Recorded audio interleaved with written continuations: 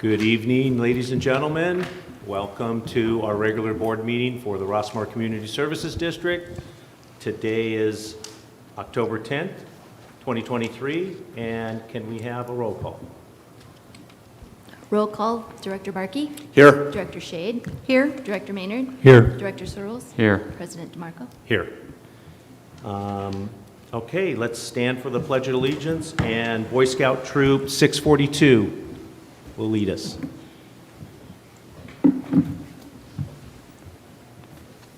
Color guard attention. Color guard forward march.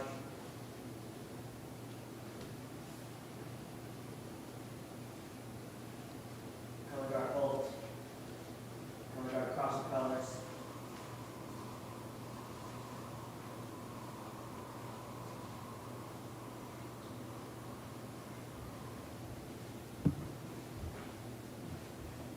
Color guard prepare to cross the colors. Color guard coast the colors. Please your hand over your heart. Please join me in the Pledge of Allegiance. I pledge allegiance To the flag of the United States of America and to the republic for which it stands, one nation, under God, indivisible, with liberty and justice for all. Two. Audience, please be seated. Color guard attention. Before you gentlemen leave, can you come up to the podium? Thank you very much for that, and we would like to give you just a small memento, just a pin from RCSD, and could you introduce yourself? I'm Avi. I'm Drew. Ryder. I'm Stuart. I'm Grayson. And I'm Kyle.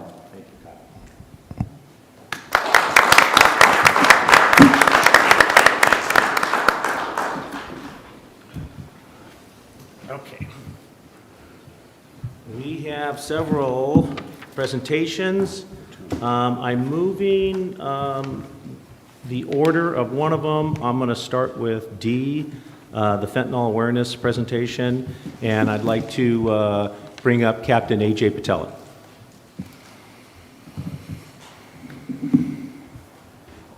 Good evening, everyone. Thank you for letting us have this forum for this fentanyl presentation, and I'll introduce Sergeant Brian Gunsoli in just a minute. But before I move on to that, I really want to embarrass the ladies over here, Judy and Kristen. Where is it? We had a Heroes Luncheon, appreciation luncheon a couple weeks ago, and it was a great event. Everybody there loved it, and it gave us a chance to really highlight some of the work that our people get to do. So thank you very much. It was really appreciated by everybody there. And I believe, Yes. President? And to continue with that, just before we talk about the bad stuff with fentanyl, I too, the RCSD board would like to say thank you to Judy Clabeau, thank you, who envisioned this recognition program and made it happen along with Los Alamitos Chamber of Commerce President Nezzy Stewart. Our RCSD board is proud to partner with the Chamber in hosting this annual event, recognizing those who safeguard our surrounding communities and residents in honor, and is very much appreciated. So thank you very much. Please join me in recognizing resident and local business owners and leader Judy Clabeau and her dedication and willingness to serve along with Nezzy Stewart, President of the Los Alamitos Chamber, who will be representing by Ms. Kristen Demaselli, Chamber member, and It's hard. Is it Garage? Garage. Sorry, Pilates owner. And additional thank you to Michael Maynard for being on hand to welcome the attendees of our Heroes Luncheon, and Directors Joe Shade, Director Searles for representing the RCSD. I would like to thank you both, and please accept these flowers and RCSD plaque for your office and appreciate certificate. Again, thank you for the collaboration and thank you for putting this on. So with that,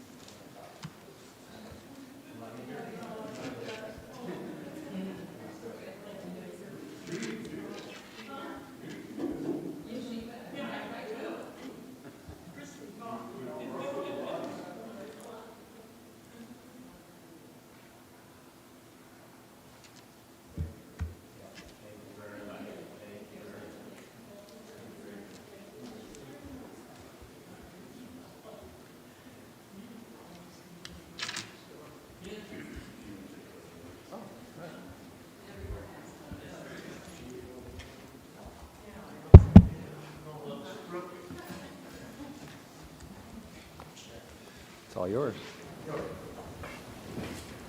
Well, I want to thank you all for this recognition. And the Heroes Lunch is something that I kind of dreamed up, and I thought it would be great. And it has been. We started from, I think, the first one, maybe 80, then 100, this year 250. And as a 50-year Rossmoor resident, I'm so happy that, you host it here, and Joe and his team do a great job, and everybody loves it. So thank you. Thank you.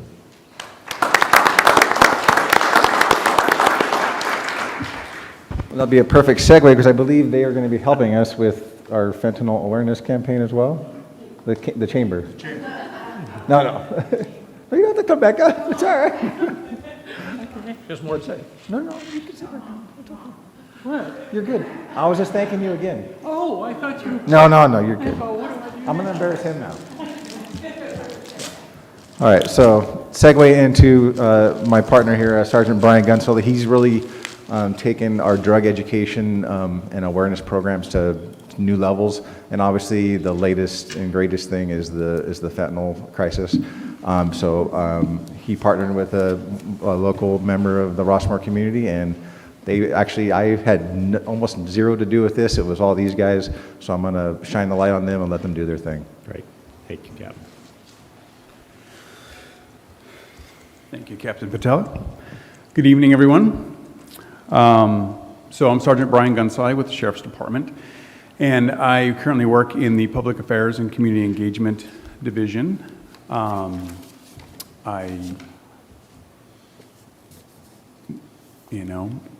going to have to say that I think when I gave you my flash drive, you may have copied the wrong one off of there. Shoot, it was the other one. He has the other one. He has the other one? Okay. Can you put the, but I think I have my flash drive now. Captain Patilla, do you mind? Quick switch. It should be the other one it says Rush Park on it, on the title. We'll fix that real quick. So we have Kimmy Nielsen is a resident that lives here in Rossmoor, and what we had, she came to us and said, look, I'm very passionate about this. I really want to do fentanyl awareness for my community. And so she's really drawn a lot of people together. Here we go. Yes, this is the right one. Thank you. So Kimmy Nielsen, she's our local resident and event organizer. She's been kind of the driving passion behind it. And so what she's done is she's reached out to us to try to bring some fentanyl awareness, but then we're also a connection to the healthcare agency. So the healthcare agency is also going to get involved. And so we're going to be able to give away naloxone through the healthcare agency and their training. So this is basically what the program is going to be about. It's going to do a quick high flyover, real quick, just what we're planning on doing for this event. Okay. So the seminar is basically, if I can get it to work.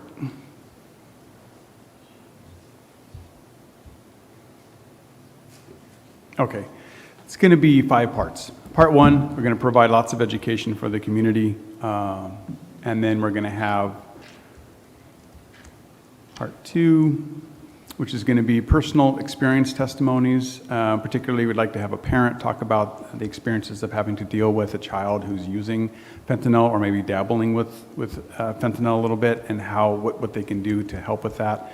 And then recovery, someone who's recovering addict, who's been down that road, who's experienced what it's like to be addicted to something, and then what that's like. Then we also are going to talk about Part 3, naloxone deployment training. So that'll be done by the healthcare agency. They have a specialist who provides that, and then we'll also provide free naloxone for everybody who attends.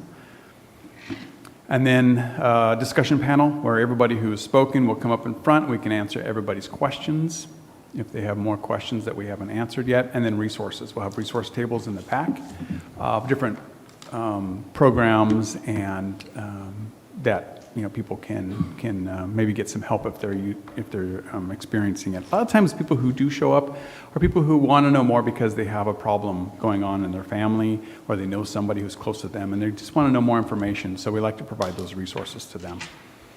Real quick, what we're going to do is talk about statistics, how it's really gotten out of control in Orange County. It's not just the national, we look at a lot of national statistics, but this is a serious problem here in Orange County.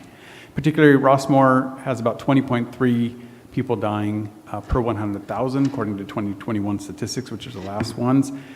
But California state average is 18.03 per 100,000. So it's slightly above average for the state. Fentanyl, illicit fentanyl, what is it? We're going to talk about what it is, how it's being sold on the streets.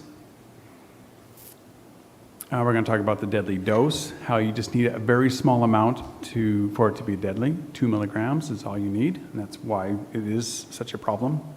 We're going to talk about social media and how a lot of times our kids, who are very savvy with social media, maybe not the parents so much, are using social media to access or contact the drug dealers and then get access to drugs. We're going to talk about trends and what's happening as far as additives that are being added to the fentanyl mixture, which is causing more side effects and problems, health problems.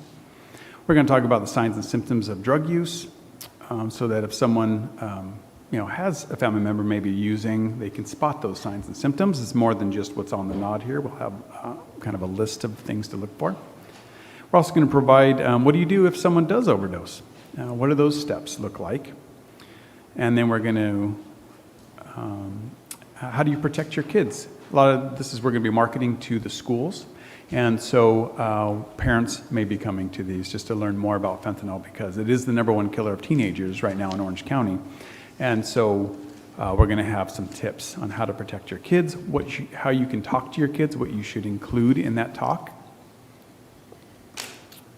We're also going to talk about things like adverse childhood experiences, which is something that we don't think about as a gateway to drug use or fentanyl use, and that is things that happen in childhood that could, more of these that are happening, more adverse childhood experiences that a child experiences, could lead them down that road to drug use. We're going to talk about how, if you have any kind of drug use occurring or you suspect that your child is using, get naloxone in the home, because it's being added to all types of drugs, methamphetamine, heroin, all the other street drugs that are out there. We're finding fentanyl is being added to it. So even vape pens and marijuana. We're going to have, how do you get free naloxone? So we're going to give you some free here tonight. Well, not tonight, but during the event. However, what if you run out of it, or you lose that, or it expires? Where can you get more? And we'll have that resource, or we'll be able to tell them where to get it in the future. We're going to talk about pathways to fentanyl, some of the common reasons and people end up using, so they can protect their loved ones and their kids. And then we're going to talk about treatment options. There's medical assisted treatment options out there, which is really, really good. It's just we don't maybe not know about them or think about them, but we do need to get doctors involved when we're talking about someone who needs help for opioid use disorder. The personal testimonies, Kimmy actually has some good connections to people who have those personal experiences that we can kind of see what is it like to kind of be in the shoes of someone who's experiencing these problems, and then we can hopefully relate to that ourselves and say, okay, I don't want that to happen. What do I need to do?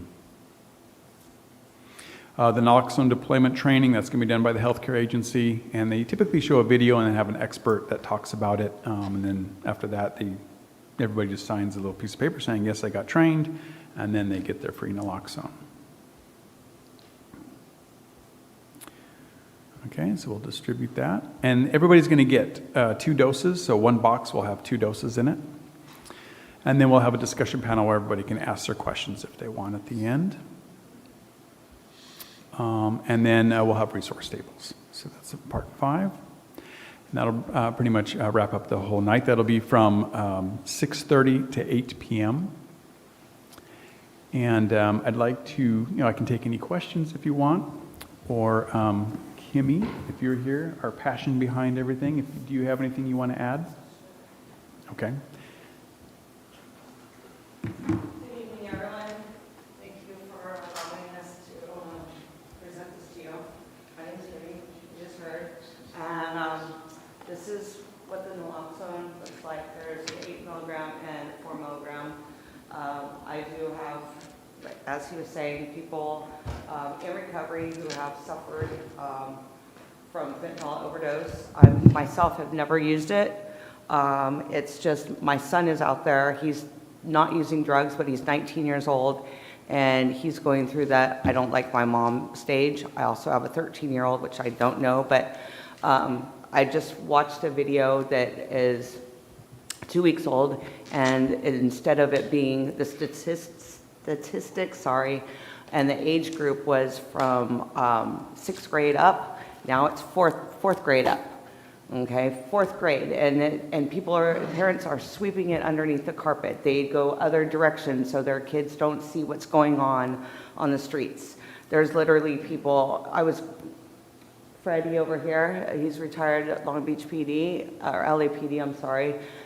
We are going on a little field trip to Skid Row, so I can better get into this and be a part of what's going on. I have driving passion for this, and there's got to be something done. This right here, you all know, table salt. And you all know that it comes, in your to-go packages. So you know there's not that much in here. This will literally kill every single one of us in here, just by touching it or breathing it in or ingesting it, whatever. So it's a serious thing. And innocent people, toddlers, there's a case of a toddler that a couple that was in Airbnb.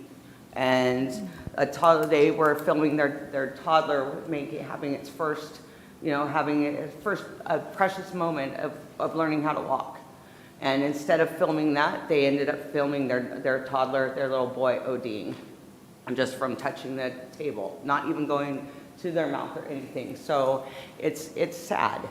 And I just want this to be a success, and I would like to go further and an ongoing thing, because I'm here to make a difference, and this is my calling. And I want to thank you guys. Thank you very much. And I appreciate the time. I do talk a lot, but that's the Sprouty in me. I work at Sprout, so I got to constantly talk to people. But thank you guys, and especially you. I didn't know how I was going to be able to speak, and I didn't want to offend any parents or anything, but it's hard. It's a hard thing to watch. And I have a friend up north who suffered, she's about to pull the plug on her daughter. She's 21. She just graduated from high school 2 years ago. She's in college. Her son is going to graduate this year. And they ordered something offline. And it's similar to Snapchat. It's another app. It wasn't Snapchat, but as soon as the connection's made, they order it. Whatever kind of bag they want it in, they bring it. And as soon as it's handed over, then they check that it was handed over, and then the kids check that they got it, and then poof, it's gone. They didn't have the ring cam or anything like that. So long story short, 5 hours later, she's calling for her kids to come down because their dad is going to cook them barbecue for them. They're going to have a nice dinner. This has been 16 weeks ago. So she was calling them, and there's no response. So she goes up there and she knocks on their doors, and no response. So she opens up her son's door, and he's convulsing and he's throwing up and everything. He's going through an acute overdose of fentanyl. He got weed. He ordered this weed online, and he is going into overdose. The mom, very good family, like older people are familiar with Happy Days, right? Richard Cunningham family, King of the Hill, with whatever, younger generation. So she distributes Narcan, and it brings him out. Automatically, he goes into the withdrawals, right? Goes into withdrawal, right? Is that what it is? Sorry.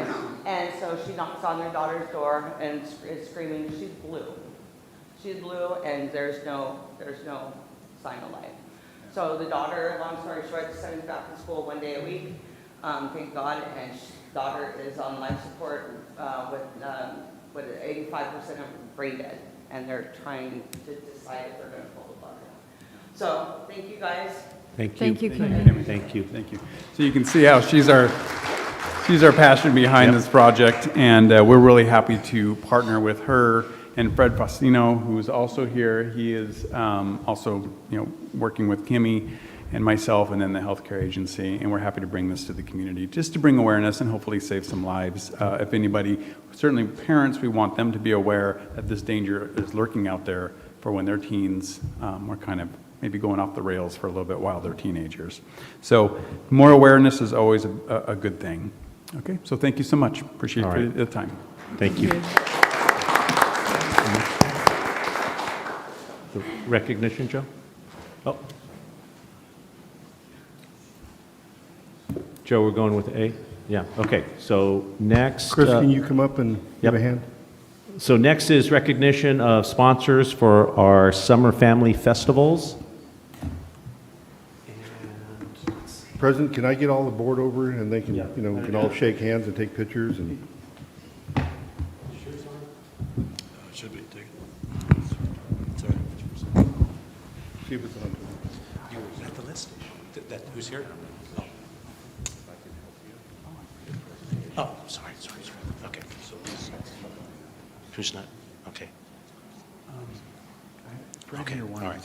Okay. So can I have, let's see, Tony? yes? Did you have something else? Oh, Fred? So go ahead, Fred. Go ahead, Fred. Sorry for that interruption. My name is Fred Faustino. I'm retired from LAPD, 35 years. I currently work with the Long Beach Police Department, cold cases, missing persons. I'm a recovering alcoholic. My last drink was March the 1st, 1984. And I'm here to support Kimmy with this program, to introduce to the young kids here in Los Alamitos, Rossmoor, and Orange County. Turn this around. Based on my current job now, I work with, like I said, Long Beach missing persons, and this is very personal to me. I deal with a lot of homeless, I deal with the veterans, I deal with a lot of adolescents who are runaways, who at the beginning of the step before they get to the place where they're using the drugs and the alcohol and the fentanyl. And from my experience in dealing with them, the number one causation for all this is a lack of someone to talk to. They come from broken families, bullying in school, and they have nobody to talk to. And before you know it, they're out in the streets, is where they are then introduced to the drugs, alcohol, marijuana, and if I don't get them quick enough, then they're caught up in the human trafficking.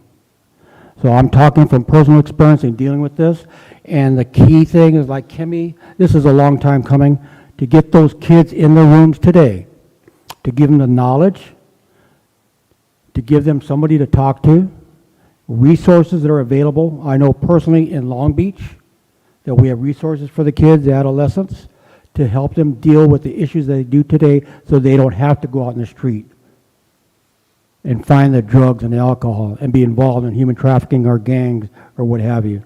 So this is a great program that Kimmy is initiating, and it's going to help a lot of our kids today. Thank you. Thank you. Okay. So we would like to thank all of our sponsors for our summer events. I'm just going to go through, when I call your name, come on up. So Mark Brosma from Friday Night Lights. Hey, Mark. Yeah. John Fay. Thanks, Mark. Okay. John Fay from Memorial Care. John, thank you very much. Appreciate it. We got Jenny and Brad Simon from the Simon Law Group.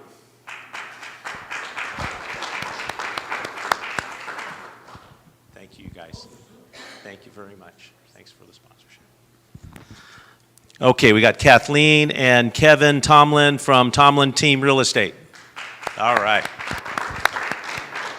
Thank you very much. Thank you, guys.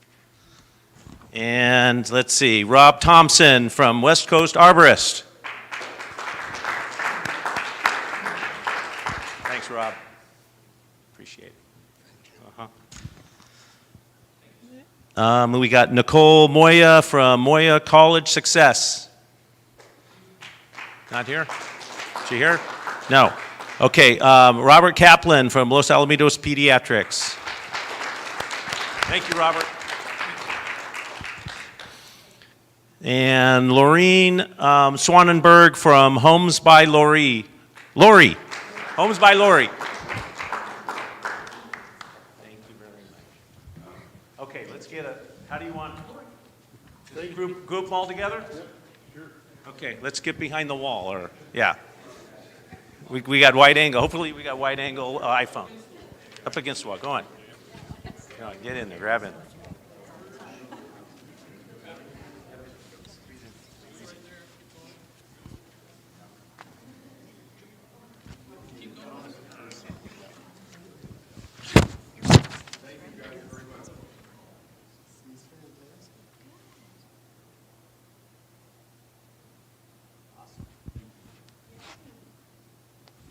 Thank you very much.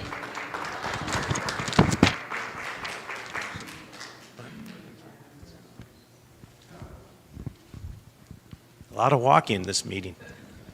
Here you go, Tor. Here.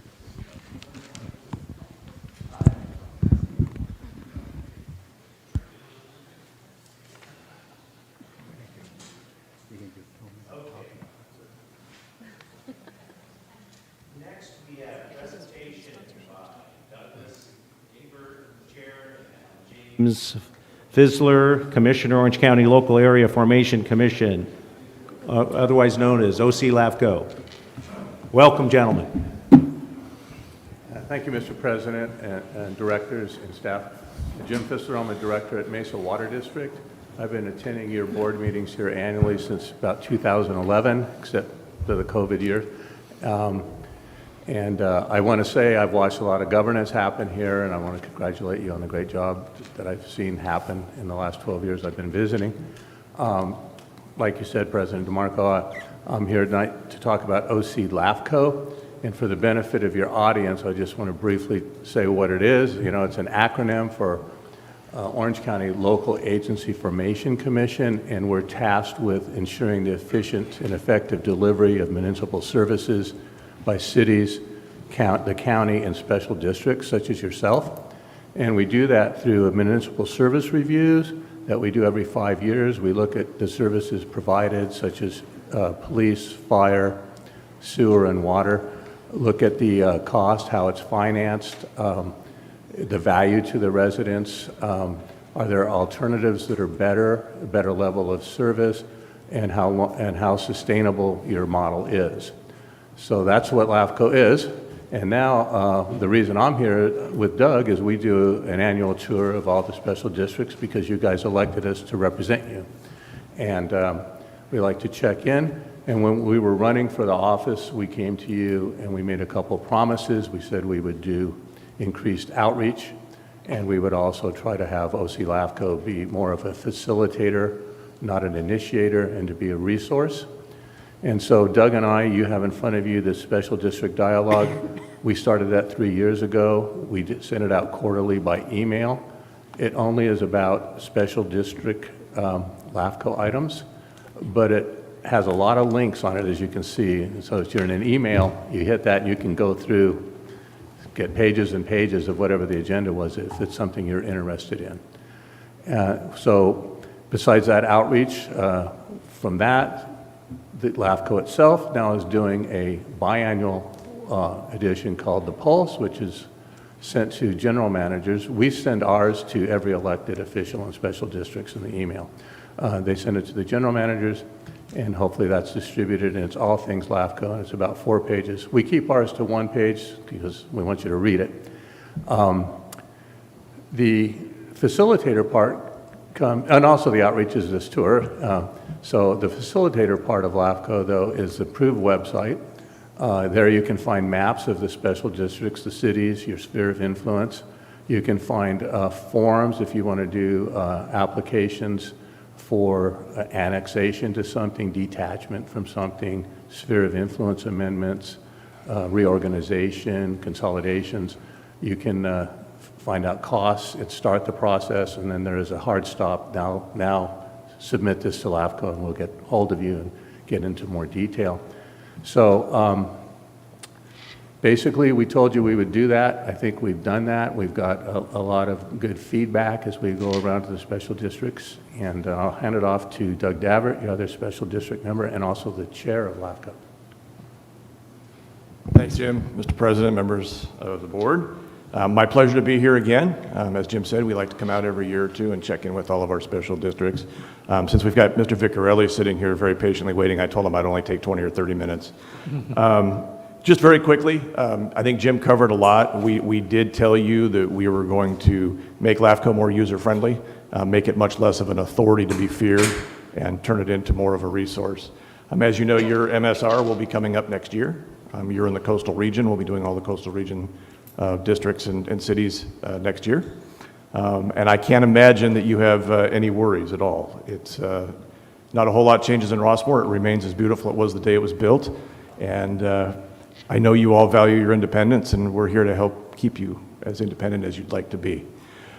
Message to you tonight is, if you start that process and you have any questions or concerns, call us. Call us directly. Don't hesitate.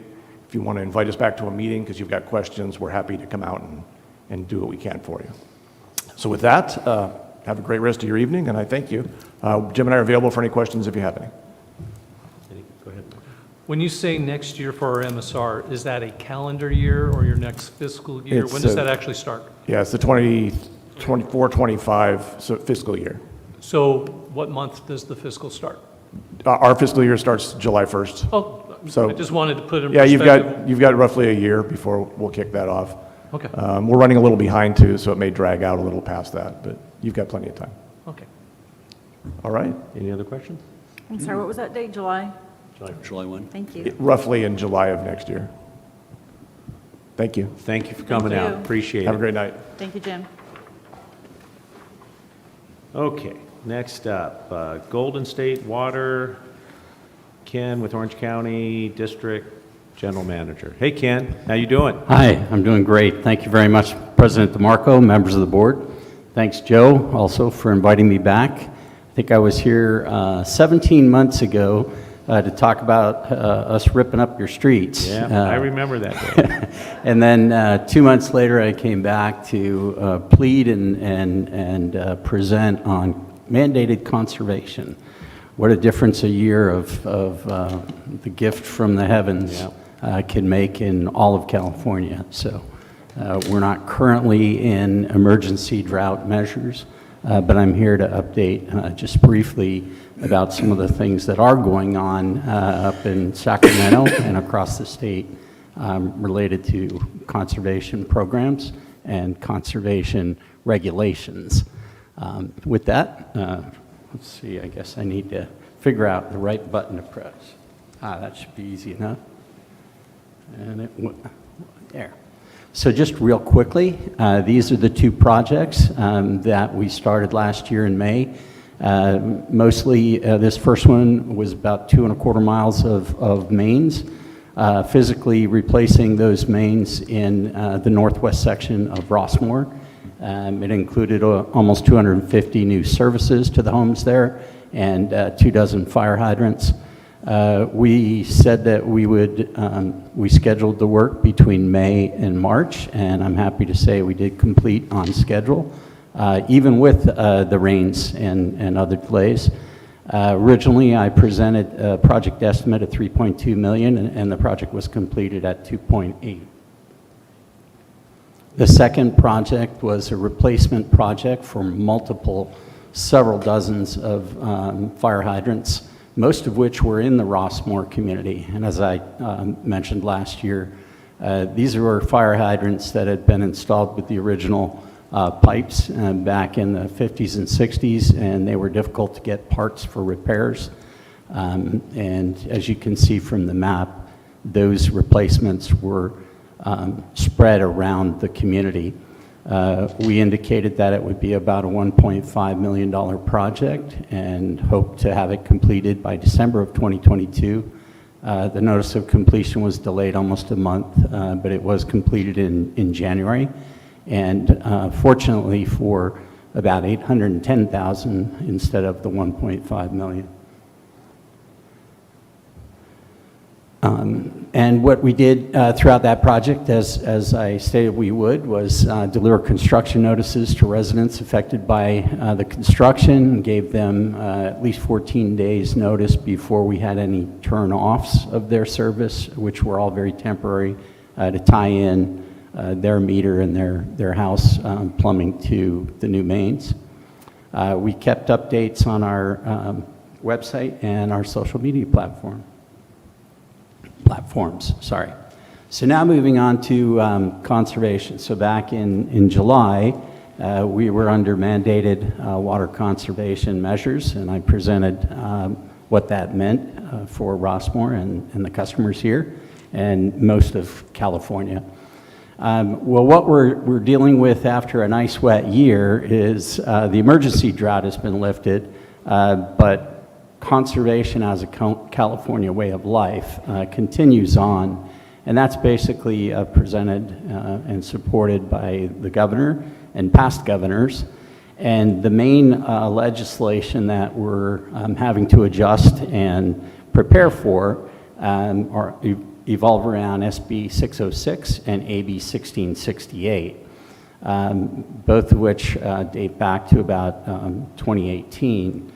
Some of the effects of SB 606 were actually implemented with the drought emergency plans and with the drought outreach, with monthly reporting that we had to do the state during the drought, and with revisions in what's called our Schedule 14.1 and our Rule 14.1, which basically outlines drought conditions, outlines what customers need to do to comply with water conservation measures, and what happens if they don't. I'm happy to say that our residents and customers throughout Orange County and most of the state willingly complied and did their best, and we never had to get on the state's radar as one of the agencies that didn't quite follow the mandates. But now what's going on is AB 1668. Both of these laws already exist, and AB 1668 required that additional measures be taken and additional goals and objectives within the state be enforced. So the state is developing that regulatory framework. And you might recall it started back with Governor Schwarzenegger's 20 by 2020 plan, which was basically a plan to reduce water consumption in the state by 20% by the year 2020. That continued to move forward with these regulations, and it's now a matter of developing the framework for where the state wants us to go. And when I say us, so water purveyors like myself and city water departments and special districts that provide water service are all mandated, if they're above a certain size, to comply with these state regulations, which include reporting, which include analysis of how much water is being used indoors, how much water is being used outdoors, how much is used by certain sectors of the businesses out there, and how to cut back on that water use. So SB, as I mentioned, these two regulations are already laws, but in 1668, it requires that additional regulations be set forth to meet these standards, the first of which are designed to be implemented in 2025, 2026. And the state has had, last week they had a public hearing for this regulation. And it went on for a full day up in Sacramento and for folks to participate remotely. We had representatives up there of the local agencies and state agencies that we work with, also had representatives to talk to the legislators, to tell them just exactly how much this is going to cost customers ultimately. And what we're doing is, as a state, we're going after between 5 and 10% of all the water used in the state by going after residential and commercial customers. You folks probably know about 50% of the water used in the state is used for environmental uses. About another 40% is used for agriculture. So all of these regulations are going after somewhere between 5 and 10%, and they are going to cost customers unless the state and the feds decide that this is something that they want to fund. So this is part of our outreach is a lot of communities, like the gentleman that was here from LAFCO, he's a board member for Mesa Consolidated.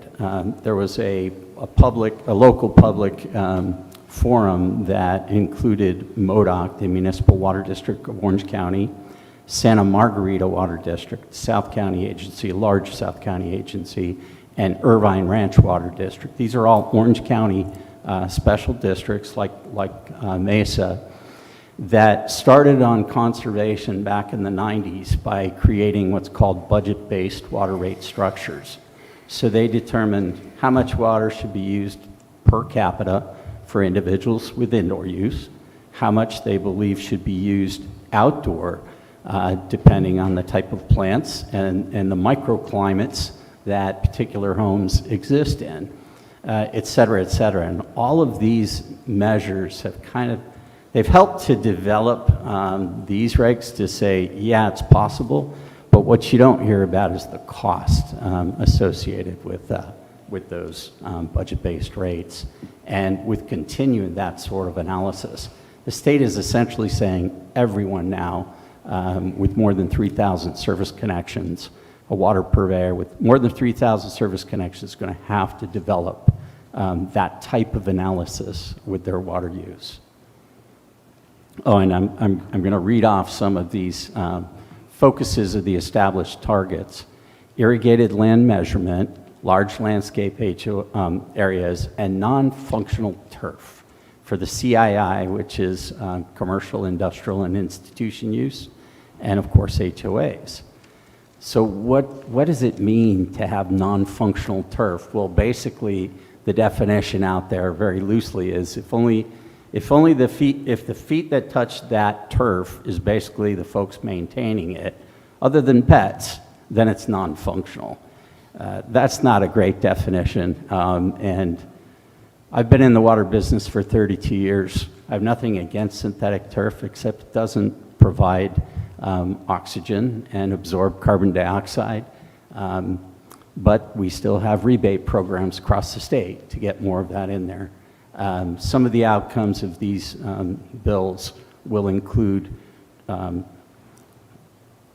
a reconstruction, basically, of landscaping to take out any non-functional turf and plant drought-tolerant plants and completely redesign the irrigation system to try to protect trees, which is great in Rossmoor, obviously, but the focus of getting grass out of the medians and the parkways to cut down on water use overall, we think is a little bit misguided. So the primary goals, though, of these regulations, they're good. You know, use water more wisely. It's a limited resource, although it's all recycled by Mother Nature and man. Eliminate water waste, which again is good because it takes energy to pump and distribute water. Strengthen our local drought resilience, which Orange County has done a tremendous job in investing. All of the customers, especially in North Orange County, that have access to the local basin have all been investing in recycling wastewater. Almost 100% of the wastewater in the North Orange County area is recycled to beyond drinking water standards and then pumped back into the basin and used for barriers to hold back seawater from our basin. Anyway, huge investment, and the more we cut down on the wastewater stream, the more of that investment gets stranded. Multiple challenges include those types of considerations for areas like Orange County that has already invested in recycled water. setting up what's called dedicated irrigation meters. So a lot of our services to parks and schools, for example, not a lot, but some of them might have one single meter serving both landscaping and what's called potable use. Well, these regulations will require separate meters, separate services, and separate data collection on these systems. Again, cost. And of course, again, conversion of those landscaping systems. Not to mention potential heat island exacerbation in areas that aren't as fortunate to have beautiful tree cover like Rossmoor. So this is just it's a very busy slide, but it basically underlines the fact that these regulations sort of start with indoor water use, which is called gallons per capita per day. And back in the 20 by 2020 plan, the goal was to cut down GPCD to 55 gallons per person, per capita. Now that standard is being pushed ever further down to 48 and 45, and then all of these other standards sort of build and compound on that for the outdoor use. There's water loss inherent in distribution systems and in conveyance of water. All of that is being required to be tracked with ever more finite measures, which again translate into cost. Well, where's that cost benefit? That seems to be a little bit misplaced in our opinion. But again, these are regulations. So I'm just going to say, in a nutshell, these are paragraphs I'm going to read. New conservation requirements and standards do not go into effect until 2025, but all of the analysis and the means have to be put together before then to be able to report to the state. And this is the State Water Resources Control Board and Department of Water Resources that will be responsible for compliance and reporting. Some agencies, like the ones I told you about in South County, have already invested in means and methods for measuring irrigable land, and how finite depends on how much they spent for it. The state supposedly is providing some of that baseline information, but who knows what that quality is. Workshops, hearings, and comment periods are ongoing. As I mentioned, the major public hearing and workshop was last week. Written comments for this proposed framework are due next week. We're working very, very closely with agencies like the California water agencies, which are typically regulated water utilities like Golden State Water Company. The Association of California Water Agencies, which are typically non-regulated, the whole world of other folks, and our local import water agency, which is the Municipal Water District of Orange County, and our local basin management agencies, Orange County Water District. All of these agencies have their ears to the ground and have a pulse and representatives in Sacramento to help track what's going on, to help all of us weigh in on these regulations and try to convince the regulators to look more at the cost, to look at maybe pushing the compliance dates down the line for more analysis. And what can customers do? Well, they can continue to use water wisely. They can continue to use to eliminate water waste. As I mentioned, our customers for Golden State Water Company in Orange County did not have to show up on the state's bad student report cards, and did a great job meeting the 16% cuts that the state mentioned that we should throughout the drought. And then we have resources online that, much like the captain and sheriff's representative was showing up, and LAFCO was showing on their single page, all of the links.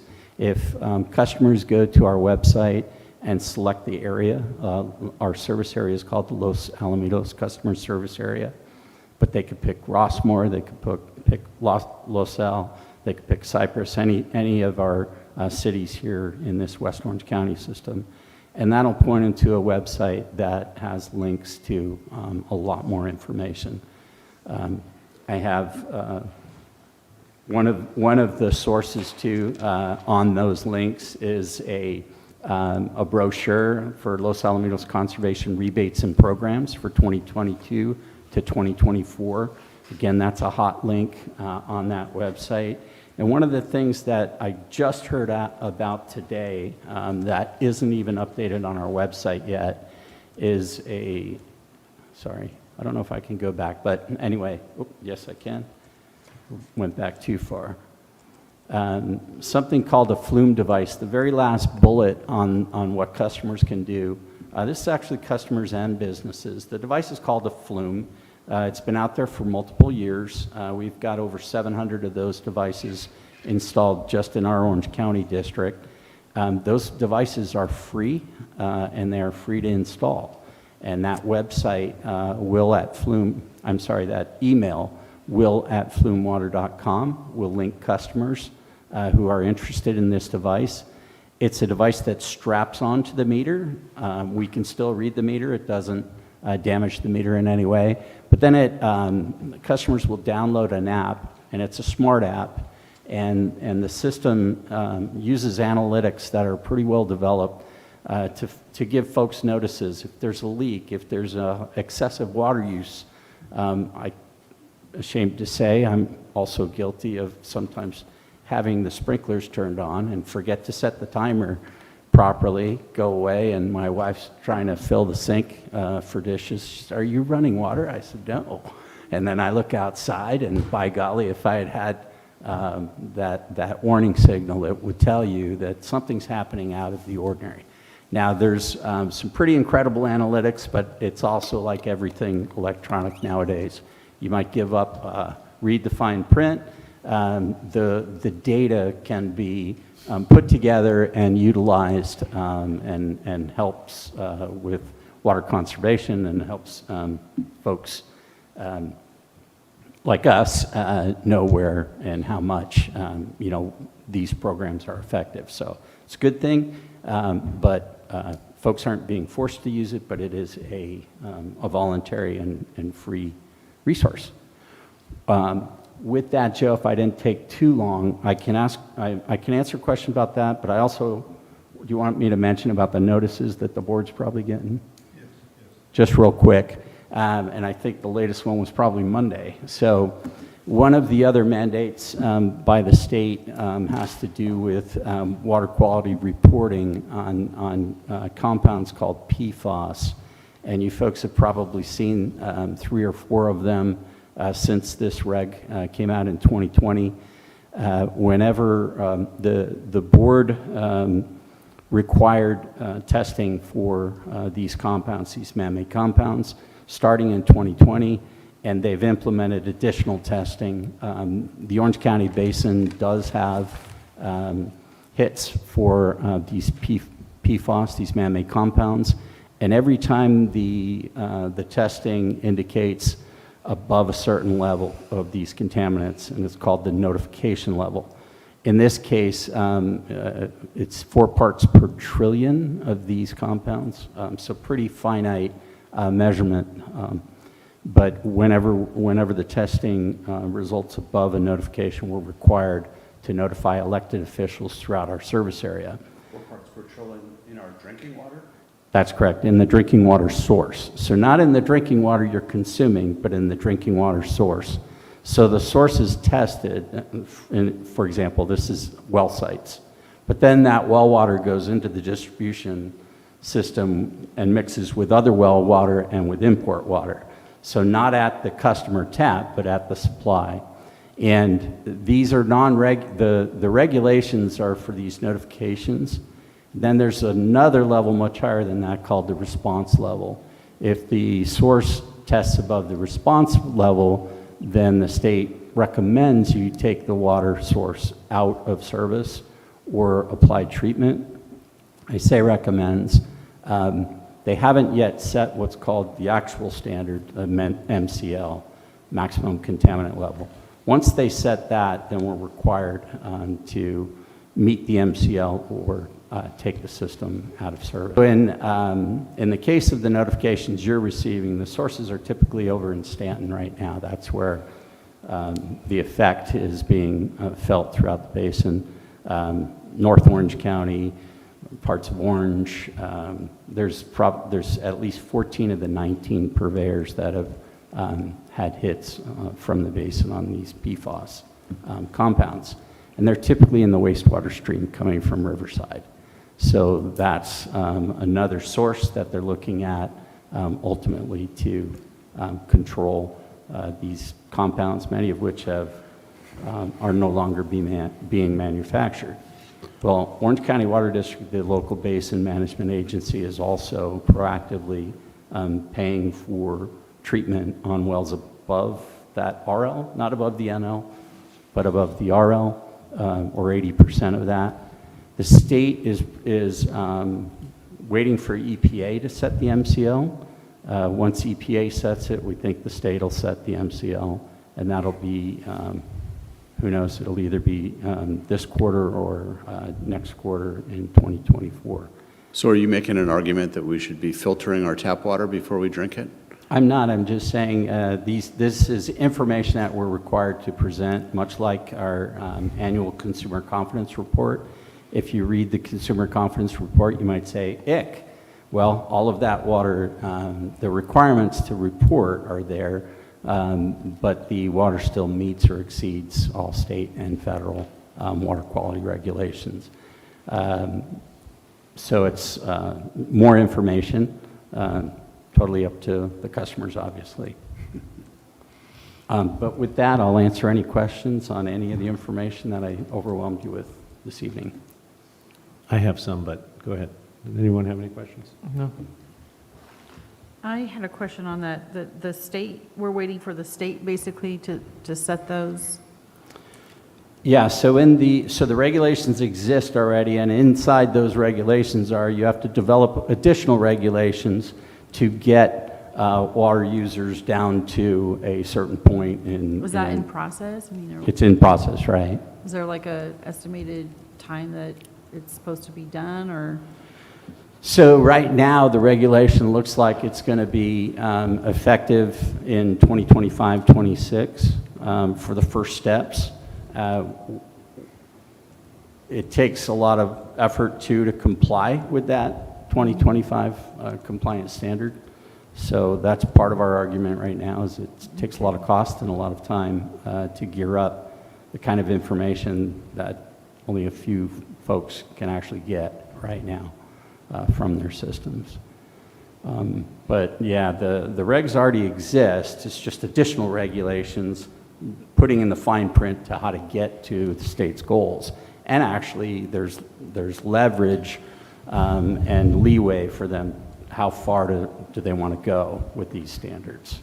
So an example, that indoor use where it used to be 55 GPCD, some folks in the state think it should be 48. Some think it should be 45. Is there information on that on the website?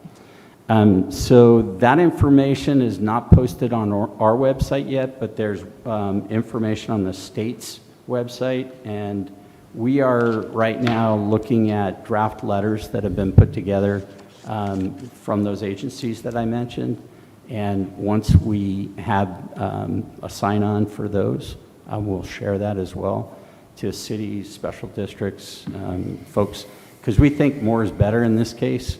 We'll put our logo typically on the CWA letter.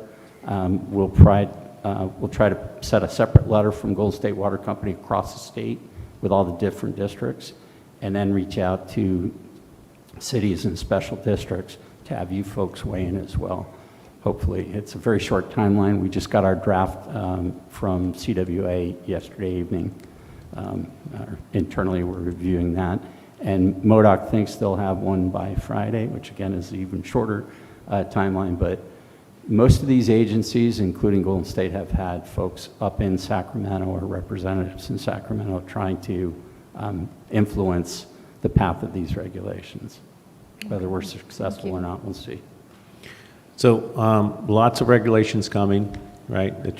What's it translate to rates? What are you thinking the rates? What are you thinking of the rates for like this district watering our grass in our parks and stuff. Yeah, so we don't know yet, but we are required to file a GRC every 3 years. That's a general rate case. We filed a general rate case application with the PUC in 2020, and we just filed another one in 2023. And that's the mandate for that whole process is to do our best to determine the cost of providing service, identify the capital investment required to maintain a reliable system, and then translate that into cost. These costs aren't known yet. They haven't been calculated yet. And we just know that the price tag is big, and so does the rest of the state. Yeah. So we can't predict what we don't know, so it's not included in the 2023 rate case yet. To the fire hydrant. So you're done with the project, the replacement of the bad fire hydrants in Rossmoor, or? Yeah, we're done with the replacement of the highest priority ones. We don't currently have a project in this next year or the following year for additional replacements. So we think we've gotten most of the ones that couldn't hold the pressure or whatever you were that we couldn't get parts for typically. So they're all holding pressure, and they're tested on a regular basis. But when parts fail and we can't get parts for them anymore, it's time to replace them. So I think 18 months ago you said there was like a reverse pressure test or whatever and something. Oh, that's related to a flushing system that we used called NODES. So the equipment is a packaged filter system on a trailer, and we take water out of one hydrant and put it back in the other. That reverse flow into the other hydrant has caused some failures in some of the system, and it's so the bad ones were replaced. How many? So you replaced 247. How many off the top of your head? Is there 10,000? No, I'm sorry. The 247 was service connections. So that's the pipe to the meters. All right. The hydrants, I think we had 24 on that 2¼ miles of pipe.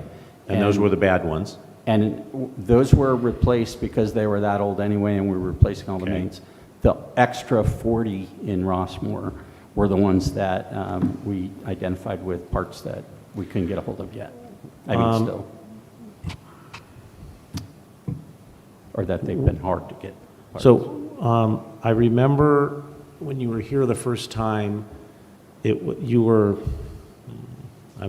I'll use the word shocked, but you were, maybe that's too harsh of a word, but you didn't know that our streets were just recently paved, right? And you told us there was a moratorium, 18-month moratorium or something like that about cutting up a recently new paved street, which this project did. So the county's aware of this, right? The county's the one who issues the permit. Okay, and the county's the one who identifies the moratorium. So when we go in for a permit, they say, no, there's a moratorium on the paving. But obviously there must have been, these needed to be changed, right? So they were allowed. But we also were not within that moratorium. So our replacement was outside the moratorium. Oh, it was. We still disagree about that. Yeah.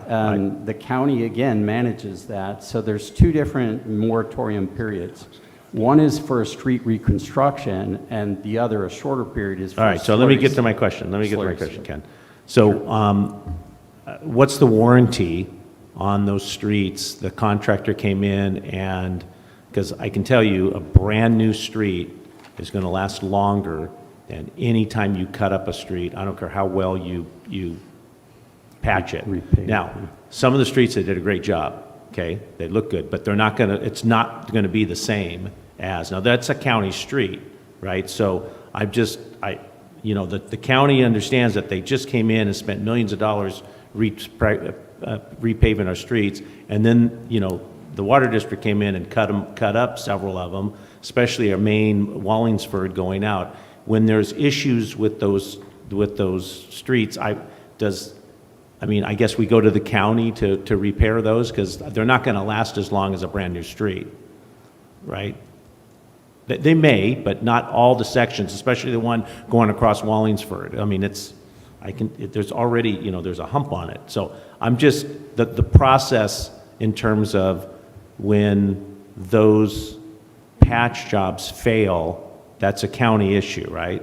It's not the issue of the contractor who patched it. It is up to a certain period, yeah. So if it's a 1-year or 2-year warranty, depending on what the conditions of the permit are, right. yeah.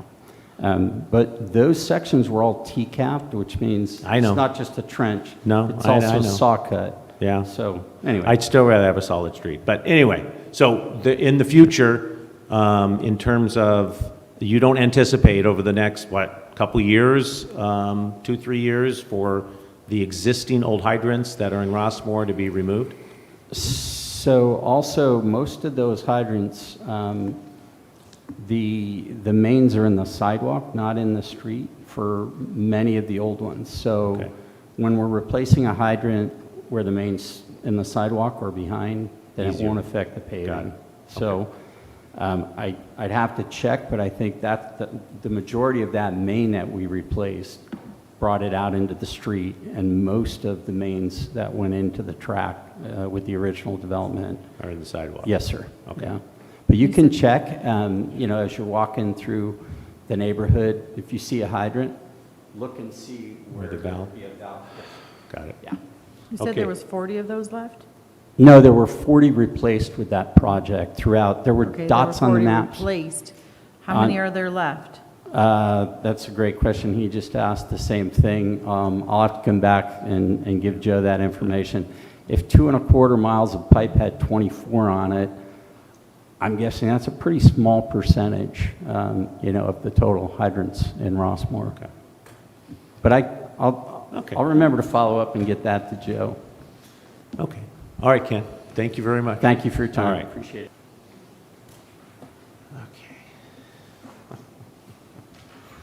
All right, next, any additions to the agenda? Hearing none, okay, I'll move on. Public forum, I'd like to open up public forum. I have one here, Dr. Maureen Waters, please come up.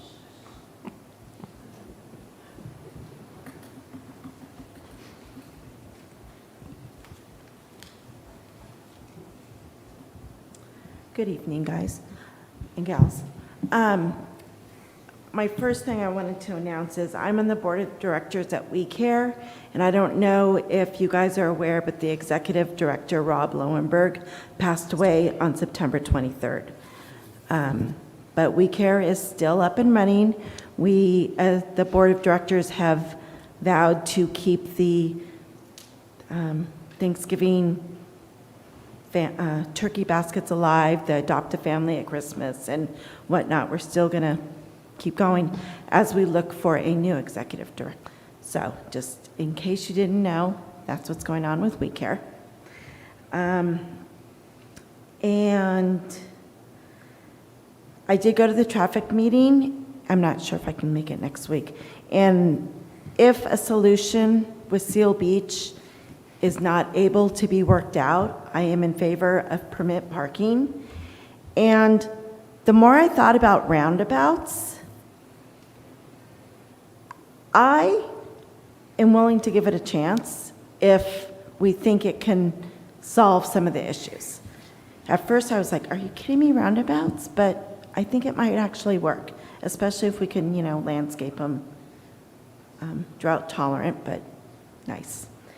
And also, I see that the refurbishing of the pickleball courts is on the agenda for this evening. And I will play over there, but my husband won't because he doesn't like the nets and the lines and everything. So I'm hoping that we can get that done, and so we can, as a couple, play pickleball at Rossmoor Park. So, thank you. Thank you, Maureen. Anyone else? Okay, I'll close public forum. Section D, reports to the board. D1, report on urban forest district arborist Mary Kingman. Good evening, Mary. Good evening. So I'm here to give the report on the months of May through September of this year. Southern California experienced heavy rainfall for the first 3 months of the year, And because of that, a lot of the trees had a lot of growth. In August, on August 20th, as we know, Tropical Storm Hillary swept through the region, dumping a lot of rainfall in a short period of time and bringing winds of up to 32 miles an hour. So we had a lot of limb failures the next day. A total of 52 limb failures were recorded. 4 small trees failed at the root level, and 4 mature trees had to be removed due to severe limb loss. So we lost really big limb, only half the tree remained. It was a safety issue, so the trees had to be removed. There were luckily not much damage reported other than a broken car antenna. So we're very fortunate there. Also, 75% of the limb failures were of 2 species of trees. Liquid ambers, which we haven't planted liquid ambers in 8 years due to bacterial scorch disease that they are prone to. And the other tree is the Chinese pistache, which I thought was a great tree. The trees weren't used to getting so much rain along with a summer storm. So I may have to take that tree, unfortunately, off the list of trees. And we do have a lot of them planted in Rossmoor, just over 400. So they are going to require some more trimming if we continue to get the heavy rains in the winter, along with more summer storms. So other tree data for the months were 66 trees were pruned, and that was through district contractors and with the help of Orange County Public Works contractors. 66 trees were pruned by our contractors and 76 through Orange County Public Works. 77 trees were removed. 5 unauthorized trimming citations were issued. 104 limb failures total, and that includes the 52 from the storm. A lot of the other ones were during the rainy months, mainly January and March is when we had the severe rain. 2 small property damage claims were filed. 5 trees failed, and 4 of those were during Tropical Storm Hillary. And 243 resident service requests were responded to. Right now, WCA, West Coast Arborists, our tree contractor, are doing grid pruning for the north end of Rossmoor. And we'll also be doing some supplemental trimming in other areas. And that's the end of my report, if you have any other questions. 3 questions? I do. Yes. On page 24 of the agenda, you have the vacant sites, and we have a section called resident refusals. Yes. 44. Is that growing each year? The residents who say, leave me alone, I don't want a tree. I mean, 44, is this a better year than most? Or is that a trend we should be concerned about? It stays around there because each year I manage to plan a couple because either the resident that previously refused sold the house and new residents want a tree, or I just keep trying. I'll send a planting letter every few years on people that I know are very adamant, just to, maybe they've changed their mind, just to try it out. So it has grown over the last few years. Yeah, but it stays somewhere around. I think last year was about the same. I think it might have been in the 20s years ago. Yeah, it's grown definitely over the years, but for the last few years, it seems like it's held steady. Those rascal neighbors of ours, what are they doing? Yeah, I think that, it's coming up in the past, Mary, and I think one of us asked this. If you were able, can we plant all the trees that we need to plant? Forget about the 44, but will you be able to plant all the trees needed this year, not counting the 44? Yes. Okay, so we could plant those 44 this year. Like you could. We would have the budget to plant the 44? Yes, we would have the budget to plant them. I kind of remember that some years we didn't have the time, resource, or whatever, even plant the 44. So that's right. We said, let's plant what needs to be planted and then move on to that list. It's not going to be a lot of budget left over, Yeah. so, but the other thing is, if we do plant a tree and someone Doesn't want it. is adamant about not having one, if something happens to that tree, it's hard to prove that something happened to the tree because of something Yeah. they did. Yeah. So that's So we're in another a little hurdle. Have you identified any spots where we've got a budget for a certain amount of trees? We've got 44 people who don't want trees. Mhm. Are there any dead spots within our parks, within our Yeah. parkways that you've identified to add incremental some trees to the community? Yeah, there are some park spots. Again, a lot of those do get used up for memorial trees, so Uh-huh. I try not to plant too many trees in the parks, just to leave room for that program, which is getting more popular. The school parkways I've been trying to fill in too, so. Yeah, I noticed that. That was a number on your, right, the school parkway? Yes, Now, yeah. we plant those, right? Right, Okay. so that last planting season, we planted a whole row on Bostonian Mhm. along the Rossmoor Elementary Parkway, and some more over on just a few on Gertrude and Kensington on the Hopkinson Elementary School Parkway. So All right. trying to get those filled in too, along with the parks. And some people do want 2 trees and they have a bigger, longer parkway and they're able to have 2 trees. Usually, if somebody wants 2 trees, they have to pay for a second tree unless there was 2 trees removed, and then we can give them a couple trees. What's the to cost of replace. a tree? Right now, our cost is around $270 per tree. So if a resident wanted 2 Mhm. parkway trees, they could pay a couple $100 and get Yeah. one. That's a good deal. Yeah, That is a it good is. deal. I'd 'cause pay it's more for than that planting. just for the hole. Yeah, it's because it's with the That's planting where the work included. is. It's the hole. Yeah, no, it's a couple $100, you got to dig the hole. Yeah. So, yeah. Okay. All right, Mary. Thank Thank you you so very much. much. Thank you, Mary. Thank you, Mary. Go home, it's hockey tonight. Starting, yeah. Okay, reports to the board. Let's see, monthly traffic safety update. Mr. Mendoza. Yes, President DeMarco, members of the board, as you recall, we are on a tour of the Rossmoor corridor to improve speeding and traffic and taking a look at parking and all the other considerations that the Orange County Public Works is going to bring our way. As you know, we held a meeting on September 12th with Wei Zhu, our senior traffic engineer from Orange County Public Works. They have agreed to do a traffic study at their cost, which is very, very, generous. And we've explained in depth what the issues are. They've come to the meeting, they've listened to our residents. We had a good turnout. I want to thank Carolyn and our staff for marketing it and to getting the word out and getting people here. And I believe President Marco and President Maynard went door to door. And so that was huge, and we appreciate that. And this week, we're making a big push for next Monday night.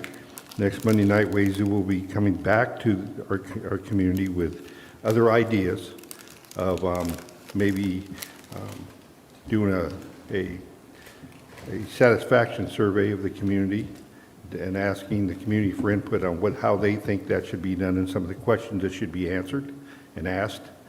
And from there, she'll come back with a survey and a methodology on how to put that out. But she's also going to be listening this Monday night to input regarding roundabouts, regarding slanted parking, regarding speed limits, regarding all kind of other issues that we've talked about. Mr. Maynard did bring something to me out of the Orange County Register regarding agencies having the ability to set speeding limits. I brought that up to Wei Zhu, and she was well aware of it and said that she's open to that, but we're going to take one thing at a time, but that's on the list.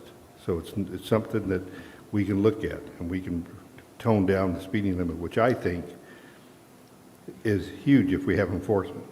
You know, that's the big thing is enforcement.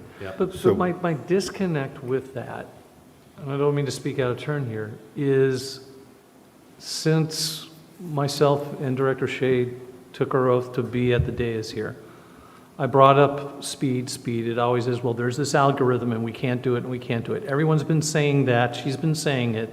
Then we find out that's not the truth. And then she goes, well, yeah, I've been aware of that all along, but I still want to go down this path. No, I have a problem with that. I think that bill is new. That's recent. That's recent. It's recent, but it has a date of the 24th. I'm sorry, July 24th is when it can actually be implemented. Right. That's why Long Beach has already gone and changed the speed limits in the plan, is doing all the paving work. So come July 2024, which is what, 8 months away, they get to go and actually reduce speeds to protect the citizens of their community.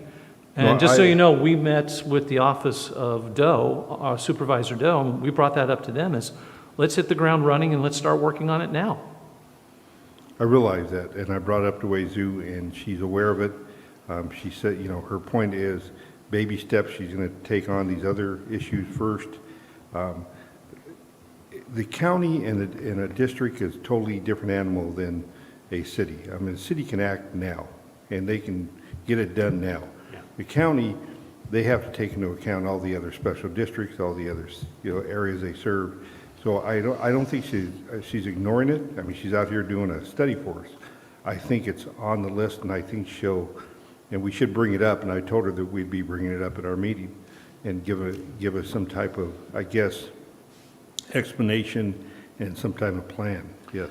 Yeah, because the only reason I myself would consider the roundabout is for the objective to slow people down. And she said that was effective.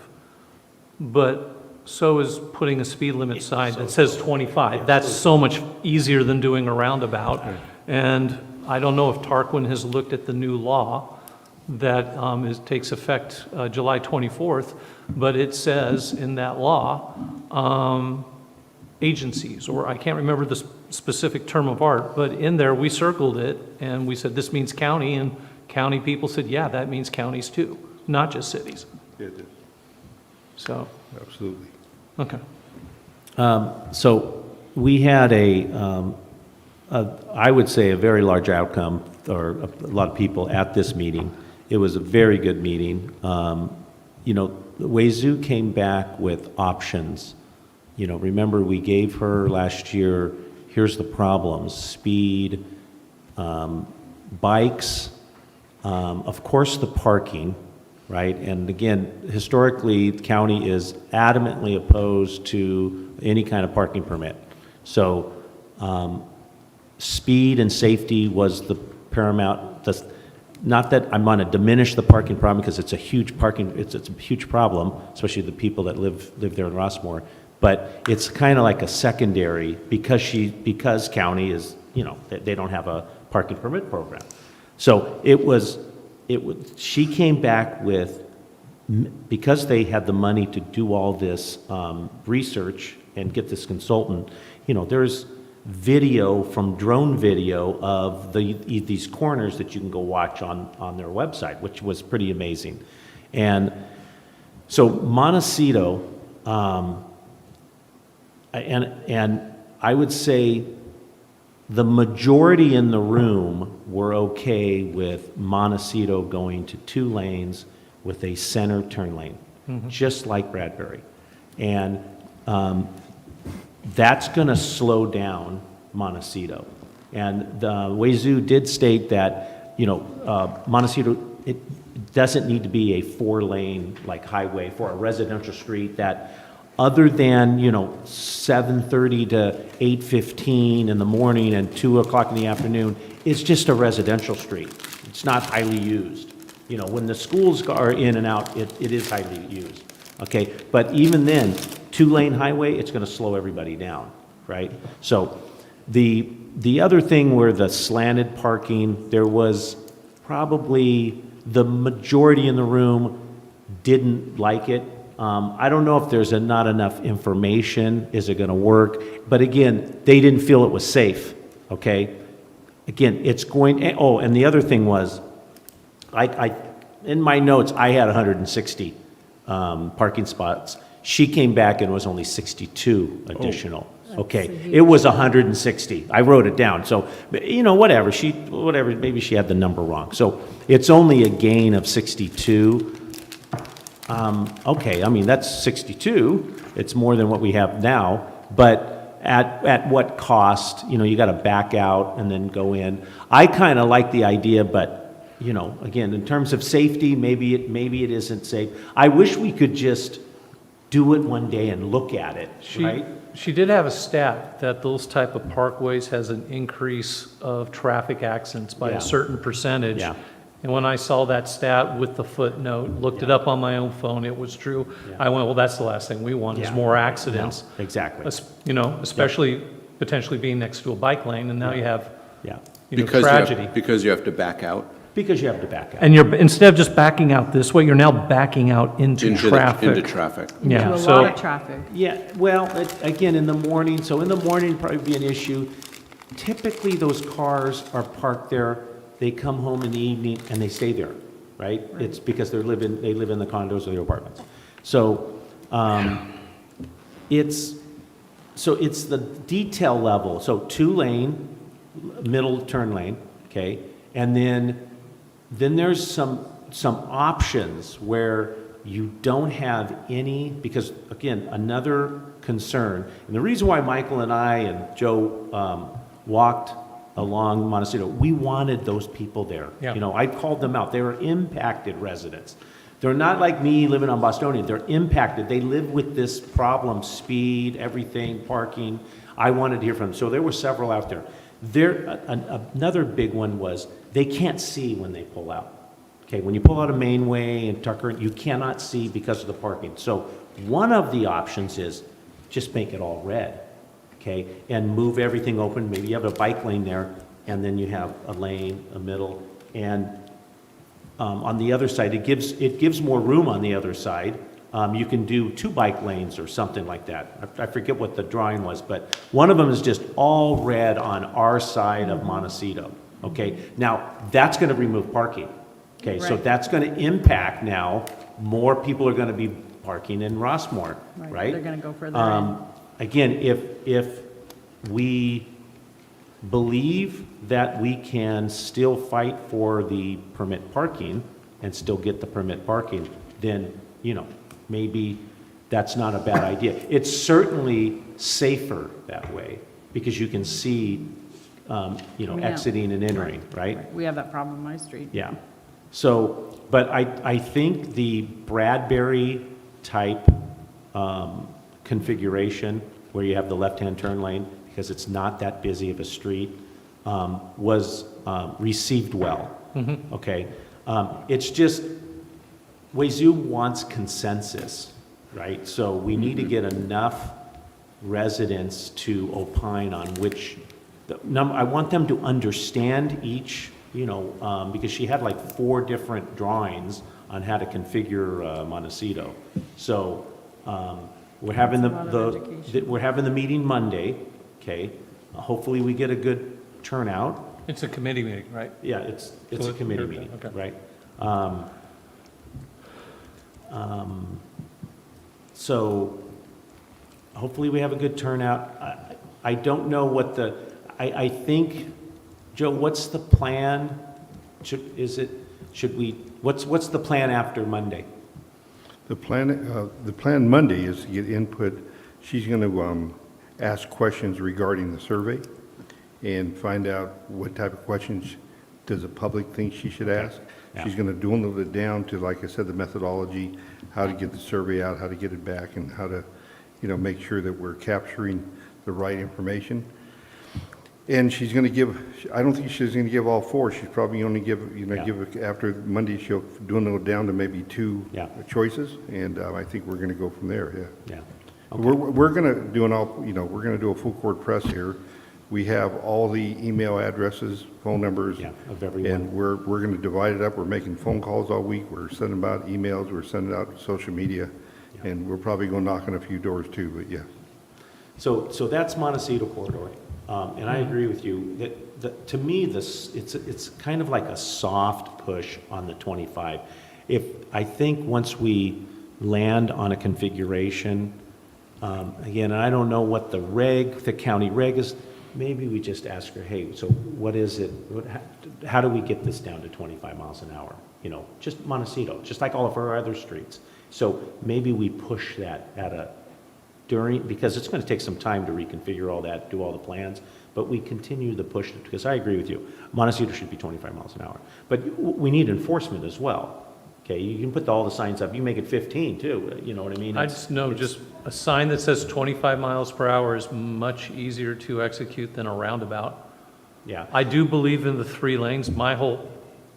The point that I took after that meeting is, except for that first part of St. Cloud, because you got Rite Aid and the bank, and as soon as you get past that corner before the turn, I don't know exactly where, but from that point on, 4-lane highways do not belong in Rossmoor. Yeah. And I would just tell you We are a bedroom community. I'm sorry, but what about Orangewood? Is that? No, so Because Orangewood then is. yeah, no. So we took it in sections. Again, it's our community, right? Wazoo has her opinion. Wazoo has her opinion. Her opinion is, I don't know, take it all the way to Los Al Boulevard. Okay. Now, is that needed? Don't know. Okay. I think the impact is on Montecito to Bradbury, possibly all the way to. No, it's through the school, through Rossmoor School. Yeah, to Bostonian. Yeah. Okay. It doesn't need to be 4 lanes there if you have a left-hand turn lane. To me, a left-hand turn lane is probably safer, right? So we'll bring that up, and possibly, because it's either going to stop at Bradbury or stop at Bostonian, or continue all the way around. I'm thinking about the residents on Orangewood, even though they're not vocal right now about speeding.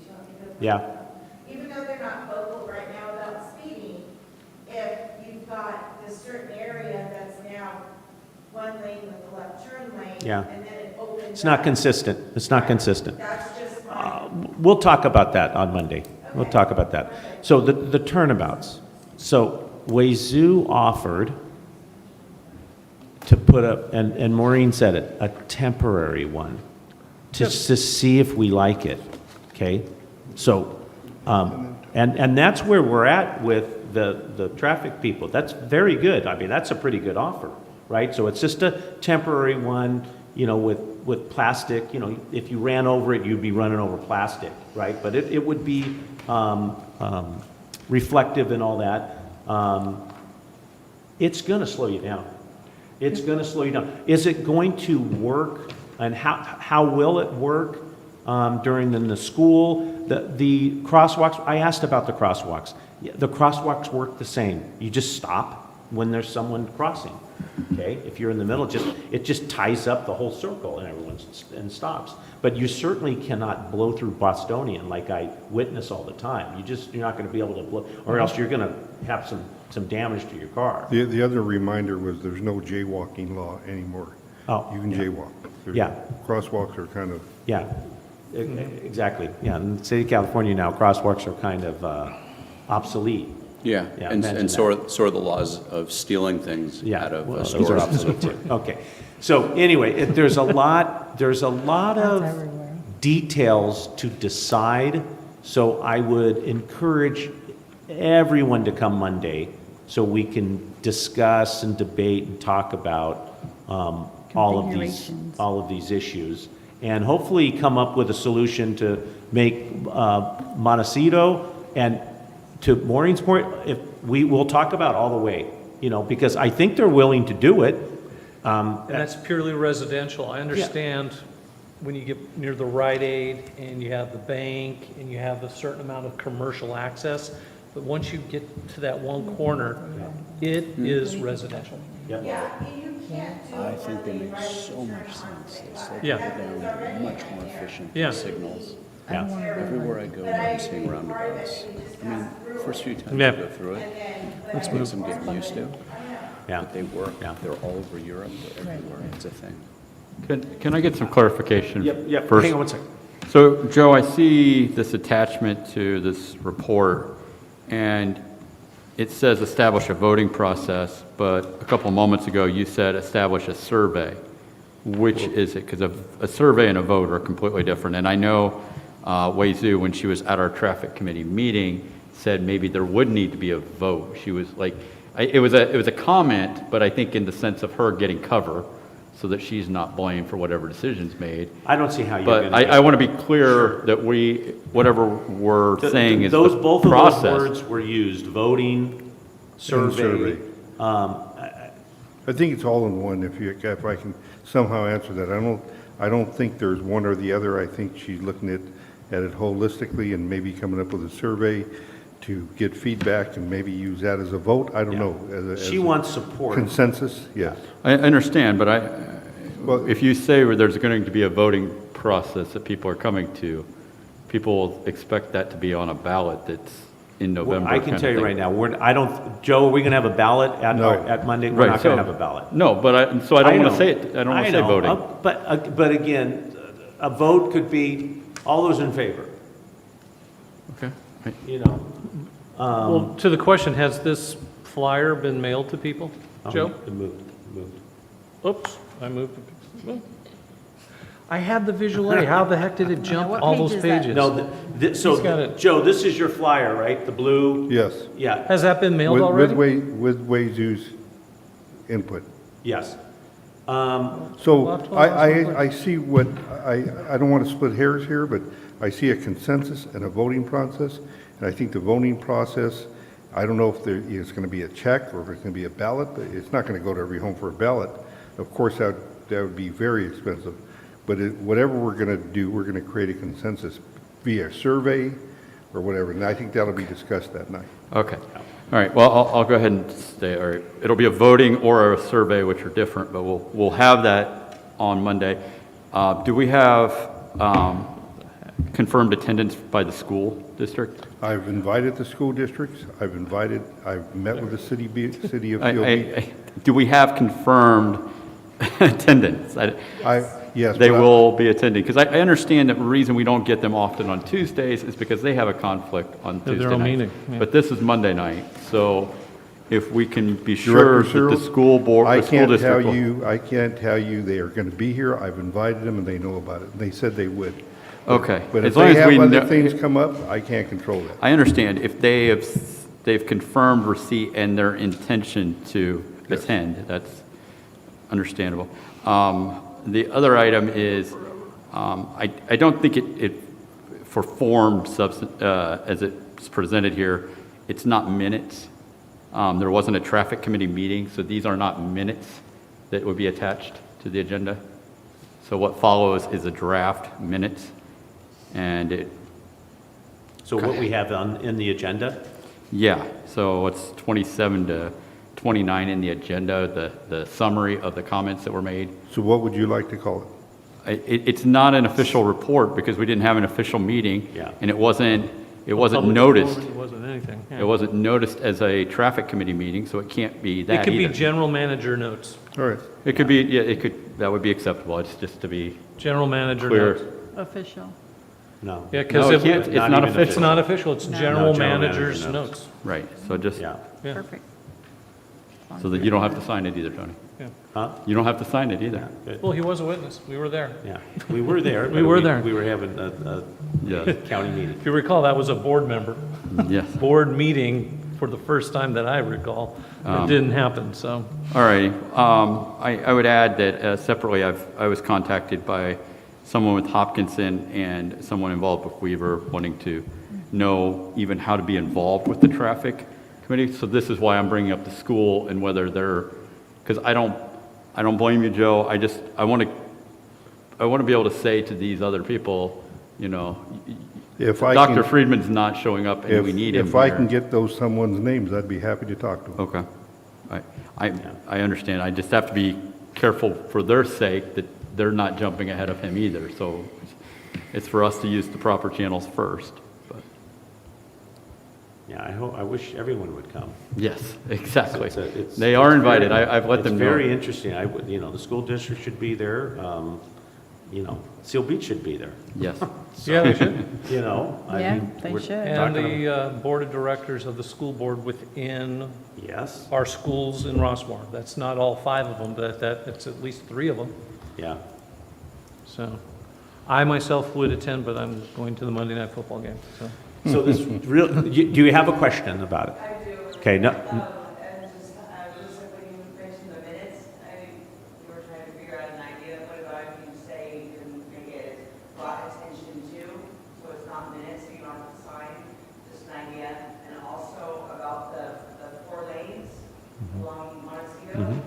Keep, just an idea, it's just a brainstorm. Keep in mind that people, and when the housing is being built and everything, it's going to bring a bunch of new community, more community, a lot more people. But you have St. Cloud, you have a light there, and you have the shopping center light. There's 2, so there's 4 lights just within the shopping center. And people, congestion, whatever, and they're going to try to, there's 4 lanes going through the neighborhood right here. Let's just bypass these 4 lights right here. So keep in mind that could be a bad thing. but we're going to eliminate the 4. We're talking about eliminating the 4. Make it less attractive for people to drive. Yeah, just have the middle as a left turn that lane. Because I do think that your idea about the 25 miles per hour would be a lot more effective. But that is, of course, if we could get, more authority, Yep, police. yep, to come and enforce. Thanks. Okay, any more on traffic? No, other than, like I said, we got a full court press going on. Okay. I've met Yeah. with the COB. Invite everybody, Joe. I've met with the COB city manager. She's aware of this. They Okay. had somebody here at their last meeting. Yep. And so, they know about it and they're Yep. aware of it. And she's looking at some of the options that I've given her, but, you never know what we can get out of it. Yeah, and I don't,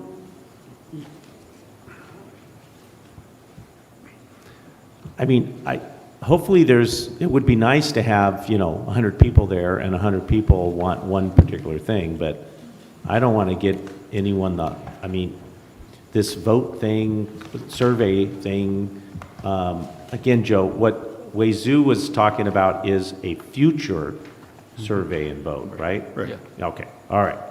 So we'll talk about it. We'll talk about it at the meeting. So come and show up, residents, so we'll see what we decide moving forward. Okay. Consent calendar.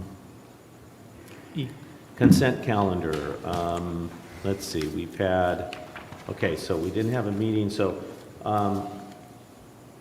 we have 5 items in the consent calendar. So we got the minutes from July and August, revenue and expense, August revenue expense, July revenue expense, park facility, that's consent too? Yeah. Okay.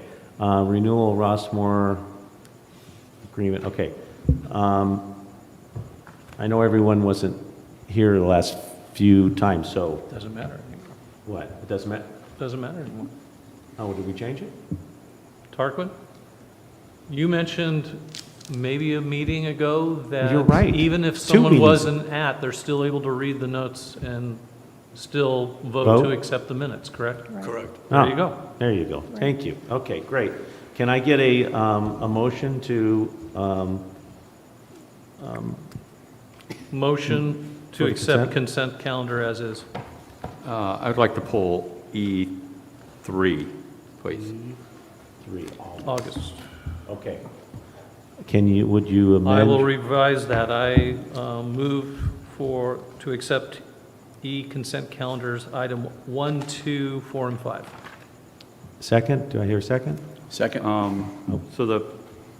I guess, I would like 5 as well, because it's a renewal of a professional services agreement. I think we should. Okay. Which has been some time, that's. Okay, I will restate that. Sorry. Accept consent calendar 1, 2, and 4. Second. I'm reviewing, hold on.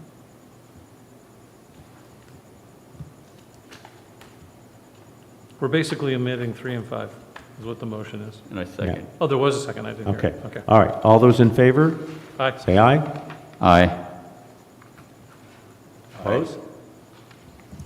Okay, abstain? Abstain. Okay. We have one abstention, okay.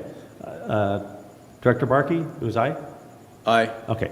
Sorry. That's It right. was a delayed aye. No, no. All right, so we pulled out E3, August 2023 Revenue Expense Report. Yeah, so I'd like to address, ask Mr. Mendoza about what is on page 57 of the agenda at the bottom. It says page 57. And the entry for ledger 5045 miscellaneous expenditures.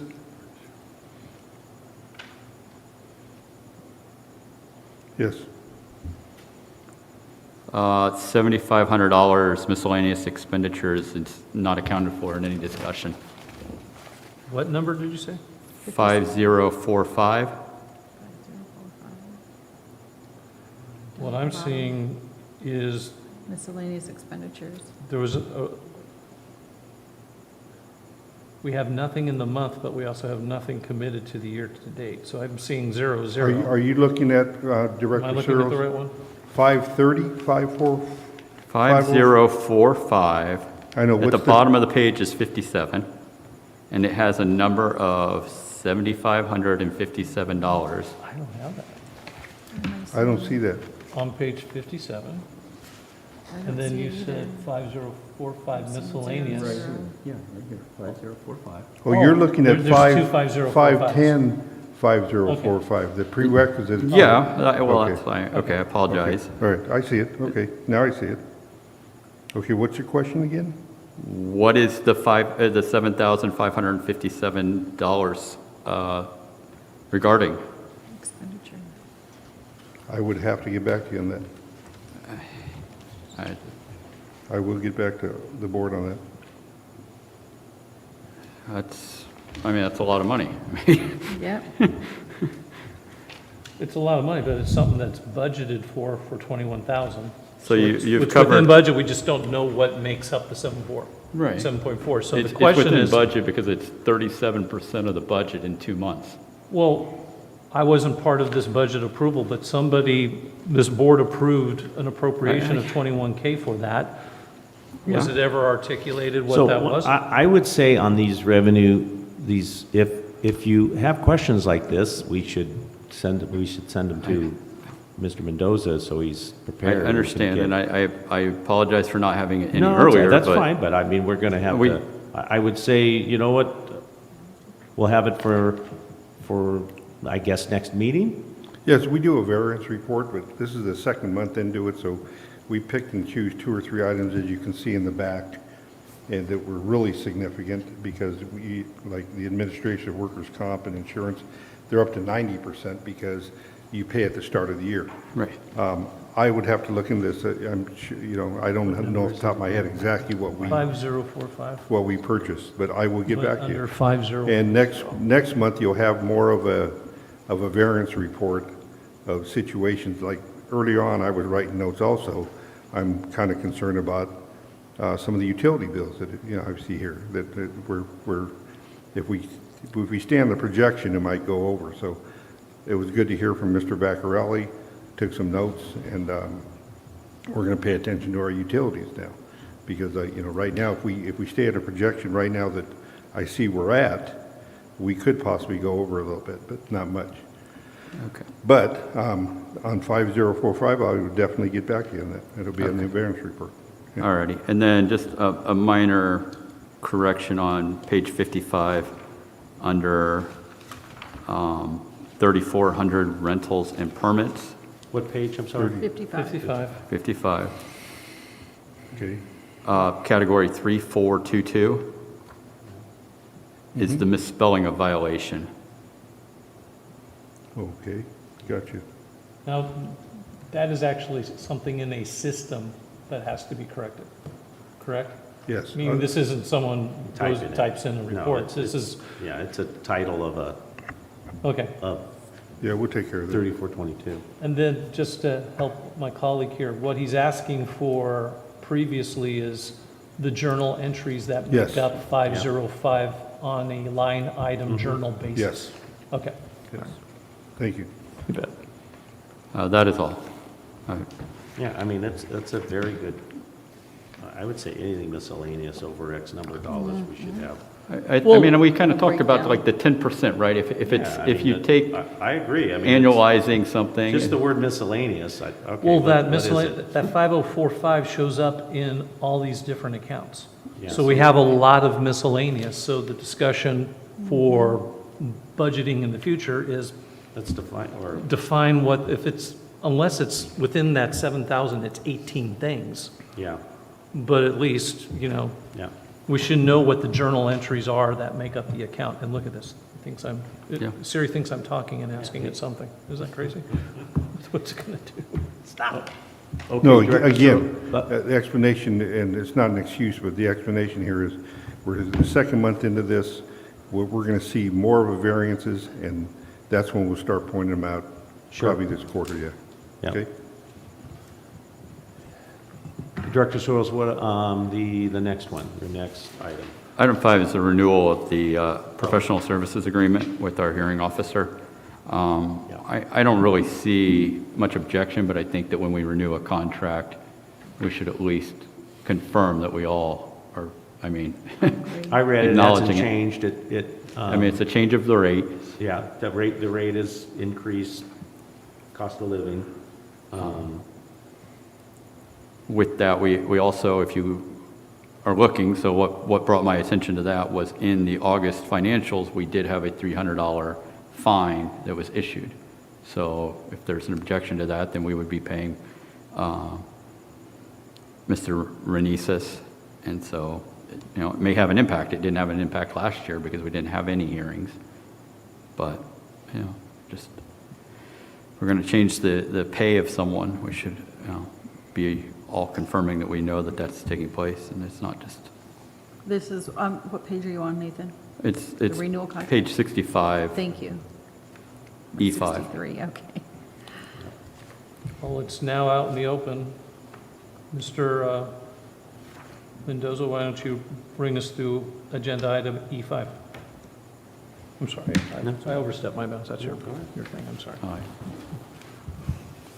Was there any, I'm sorry, I was the listening, but I was contract. writing notes. Is there any specific questions regarding the contract? He's looking for a small increase of $25, and we've had little activity. People have started paying the fines, the ticket fines, and not asking for a hearing. So we haven't had to call Mr. Renesis out as much or at all.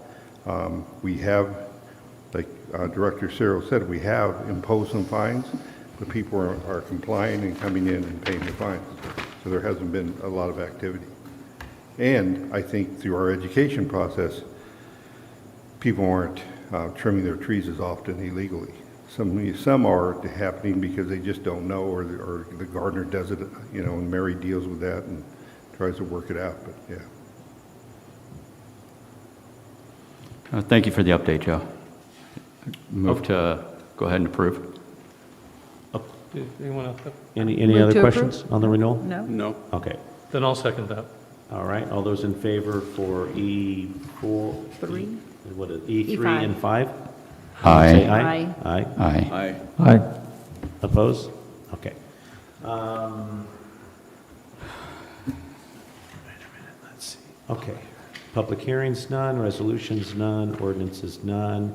H1, regular calendar discussion and possible action regarding bids received for pickleball court conversion and resurfacing of tennis and basketball courts. Mr. Mendoza. Yes, sir. President Marco, members of the board, as you know, we went out to bid to redo our tennis courts, basketball court, and to convert one of our pickleball courts into one of our tennis courts into 4 pickleball courts, complete with poles and nets and new lines, and taking out the tennis lines so there wouldn't be numerous lines on the court and be confusing to players. So therefore, it'd be one dedicated pickleball court 3 tennis courts and 1 basketball court resurfacing. We went out to bid, and bids came in somewhat high, but not surprising. It wasn't surprising to me. I was hoping that they would come in a little lower, but they didn't. Other agencies are experiencing the same influx of I guess, bids coming in very high due to the economy and due to supplies and demand. City of La Palma here just had a news article in the paper that they slowed down their pickleball court expansion because of that. I do have their report here at from their city council meeting. I did step out a little while ago. It was kind of strange that their director called me after a couple of days when we were in this meeting, and I Q&A'd him about what was going on in La Palma. And, you know, his experience, because that's what he does, is going out to bid for things. His bids are coming in high. I explained to him what our bid process was here and how much bids were. And, you know, the Tater Tennis Court was at 61, and Zano was at 71, and True Line was at 71. They hadn't been out to bid yet, okay? And this is the process. You know, people get confused. In the paper, it said how much they were getting, how much their courts were going to cost. Well, this is how you get ready to go out to a bid. You go out and get a quote or two. He got a quote from True Line that came in pretty high, and that's what he's using as his basis to get ready to go out to bid and know what to, you know, budget. That's when the city said, okay, we're going to step back a little bit. We're going to wait and see, and we're going to try to massage this and figure out if we can do it a different way. And I think that's where we're at right now. We're looking at, we have $50,000 budgeted. We came in, Tater Tennis came in at 61 and some change. Zano came in at 71, and True Line came in at 71 also, 71 and 5 and some change. Since the lowest bidder is 11,390 above the allocated 50,000, we have a decision to make. And I've given you a number of alternatives. One is to award the contract to the lowest bidder. And I would say there's arguments to do that. We have $50,000. I've talked to our accountant, Mike Matsumoto. We're in the process of doing our audit, and we are healthy, and we are going to come up with a surplus, and a very, very nice surplus. How much of a we surplus? can dip it in. I forget the exact amount. It will become, I forget, I'm sorry. Range it. Is it plus 20 grand? Yeah, oh yeah. Okay. Oh yeah. Very well, yeah. 150, it's a good amount. Okay. So we could absorb that impact and get this off the books, because people have been, for a couple of years, been going back and forth on this. And the director over there mentioned to me, he hit me right in the face with it. He said, and plus, he goes, I would tend to say you're in the ballpark, and I would tend to say I would kind of ask your board to move forward with it, because you never know what's going to come down the line because of the impact it's having in Jerusalem and other places with oil and gas and things that might, recessions that might hit us, and then prices really go up, and you won't want to do it then. So his point was well taken, okay? And then 2, reject all bids received and go back out to bid. We can do that and do it with the exact same thing to see if we can get lower bidders. We can reject all bids, specifically bid for the pickleball court conversion and the tennis court surfacing, or the pickleball court conversion and the basketball court, and break them up into 1 year, then maybe go out for the 3 tennis courts the following year. We can reject all bids of the project and include the surfacing of the pickleball court and basketball court. Again, that's what I just said. So you can break it up either way to, spend 30 this year, 30 next year, and, we're budgeted 50. So I would, open it up for discussion, and I'll be happy to answer any questions. Do you have a recommendation, Joe?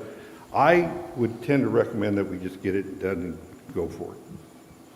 Joe, what's the condition of the basketball court? Basketball court, we've been working on that for, when we award the bid, I might ask them to float a portion of the court because there's some low spots. And the way you wear out a court is either by dirt and not clean it, which we clean that court every week. We clean all our courts every week. either through the sand and, you sliding on it and digging in your heels and it wearing it out. Our tennis courts are in pretty good shape. There's a couple areas that, but overall they're in good shape. The basketball court, there's some spots because of water, and there's some areas that low spots of water congregates, and we try to go out and squeeze it off every day or every other day we can get to it. But it's a irrigation and a low spot issue that we have to, take care of in order for that basketball court to get more, I guess, more of a lifespan. It hasn't been, we did pretty good. I think we're at 7 years now, or 5 years? I was going to ask when the last time. 5 years. It's 5 years. 19. 19. 5 years. Okay. And you can go 5 to 8 years at the most. By the way, I know it's off topic, but it's in here. I love the idea of having our logo in the center of the court. Yeah, that's a great I idea. think that's awesome. Well, that's an added alternate that we. I love that. We don't have a price for that. And I think we would do that after, I'd have to go out. I think that's the So Mr. Mendoza necessity. had an idea of putting our logo in the center circle of the basketball court, which is. Came in really high, yeah. Yeah, We I had- think that's, So. we need to brand more. I love that. Yeah, so we need to finish the pickleball courts, okay? That involves getting nets, screwing down the nets, and painting it, okay? And so the idea is if you're going to do one, and you don't want it bright blue and green, whatever, and then the other tennis courts being dull. So now it's like, so to Director Barkey, your comment, what is his recommendation? Mr. Mendoza's recommendation is just it's going to kind of look bad if you just do one. You would either do all the tennis courts and pickleball courts and the basketball court next year, right? Because it'll probably stand another year or two. Okay, probably stand another year or two. But it gets more erosion on the basketball court because, the chain link fence and everything kind of protects from all our trees blowing in, especially the sand from the kids' place, whatever goes on the basketball court. So it does get worn out a little quicker. But I guess this number is becoming easier to manage in my mind because it wasn't this much in 2019. It was like third. Well, we wait another year or two and it'll be a little bit more. Yeah, I know. So that's a very good point, Mr. Mendoza, about, it's what, we think it's going to go down? Do we really think it's going to go down? Yeah, I don't think so. Yeah, in a year or so. What do you all? I think we should just get it over with, rip the Band-Aid off and do it. I have an issue with not seeing bids. With what? Not seeing bids. Not seeing bids. We did see that. We do have bids. It's on page 54. No, 84. Yeah, 84. I see those bids, but there's no breakdown. There's not measurements, there's not materials, there's not, like the actual bid. Like the scope of work for each bid. Everything. How much labor is, how much the work is. I'd like to see the bid on each one of these. That's fair. This is something that the residents should see. Anyway, I've had this conversation with our council, so let him give you, an opinion. Thank you, directors. What's before the board tonight is whether to award it to lowest responsive bidder, who's been judged the lowest responsive bidder by the general manager, or to go out to bid or exercise one of the other options of the set forth in the agenda report. That's the decision before the board tonight. The board, if it wishes, can actually. So is the assumption that all the bids are the same scope of work, but just the cost is different? Well, the way it works in public contracting, there is a defined scope of work that is bid upon. So it's a fixed project that's bid upon. Okay. And in certain projects, you have certain alternates and so forth. But in general, for this project, there's a fixed scope of work that is to do the specific items called for in the bid. So there's no deviation from the scope of work. It's just the price and the amount, the amounts. Couldn't there be a deviation in the materials that are used? Thank you. So in some respects, I have not looked through the bid package at this point. So I have not looked through the bids that have come in, but typically bids call for specific material or alternates. In some cases, materials can be switched out, but there's a complex process for that. So generally, if the bid package specifies, it'll be done with asphalt or clay surface, and so where there has to be asphalt or clay surface. So Tarquin, did our RFP specify that? Well, yes, according to Mr. Mendoza, yes, the request for bids specified the actual materials to be used. Let me just jump in. So Taylor Tennis Courts, Inc. did them in 2019. Oh. Okay, so they're the Same lowest company. bid, and they're the same company that did them in 2019. And Joe, isn't the process, now again, the material, I'm assuming it's standard material. It's like an epoxy that you mop over them after you clean them and. Plexipave, yes. It's what? Plexipave. Plexipave. So, Plexipave. yeah. So in terms of the hours and stuff like that, they're bidding on a project that is relatively small. They're going to resurface, 3 tennis courts and a pickleball court and a basketball court, and then they're going to paint you paint lines afterwards, right? Yes. Joe? Okay. And I'm assuming they're going to use the same quality epoxy that they use, that you would use on any court that these companies, and I would imagine it's probably the same. I think that's making an assumption. I seriously would like to see the bids. That's like, I don't understand why we can't see the bids as a board. That is an issue for me. But that being said, I see that Taylor was the one that we used before, or that's Yes. like the original one that we used, and that came in at the lowest. Yes. So what is your recommendation on that?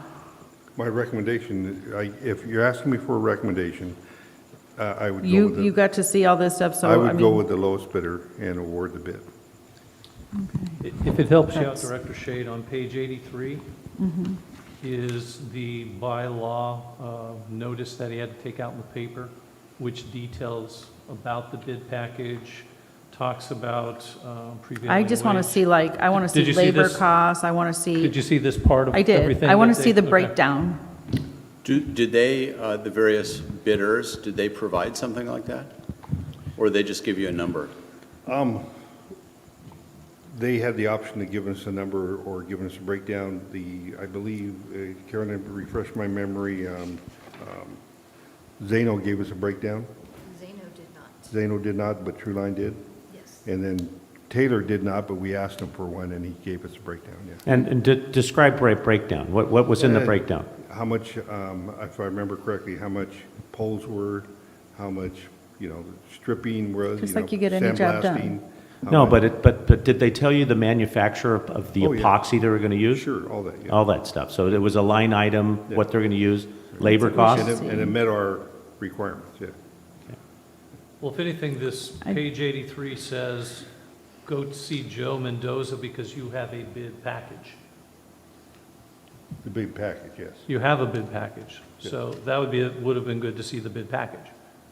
I think I that would have. agree. That should have been attached. That would have Right. alleviated where Right. Director Shade is going. Exactly. If I can comment briefly, the district is limited by the Public Contracts Code as well as Special District Law, or Community Services District Law. So the district may only award it to the lowest responsive bidder unless there's a finding that the lowest bidder is not a responsive bidder. Otherwise, the district could be in violation of the Public Contracts Code. So I certainly understand the board's desire to see the bids, but I just want to clarify that the board's power to deviate from the lowest responsive bidder is very, very limited.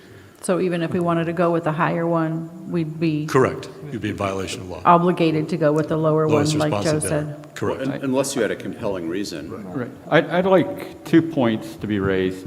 One is that in July, when we decided to do pickleball, we were going to have another meeting of the budget committee to put where it would go into the capital improvements. And we haven't had that. We haven't actually addressed that pickleball was an extra cost that we were passing in July. So to say that it's in the budget is, we passed that budget before we passed the pickleball item. So the $50,000, we're already, that was accounting for tennis and basketball, had nothing to do with pickleball at the time. Two would be that when we did the request for bids, we didn't break it out. We did not solicit a pickleball court resurfacing, a tennis court resurfacing, and a basketball individually itemized, right? We did a package. So I don't think it would be in proper form to say, we'd like to, know that if somebody wanted just to do the pickleball and they want to give us a bid, I'd like to see that because we do have limited money. I don't think we. That's what I thought this Where I'm was for. confused is how does that reflect page 84, where it actually does break things out by Taylor, that 8 points? But it can't be both. It can't be Well, this no, public. but you're saying you don't know which one is which, but, so that's where Michael, I'm. you're not listening to my status of the order. The order is we gave Well, a no. public. Hang Excuse on, me. one at a time. We gave public notice of a package. Right. That package was a select document.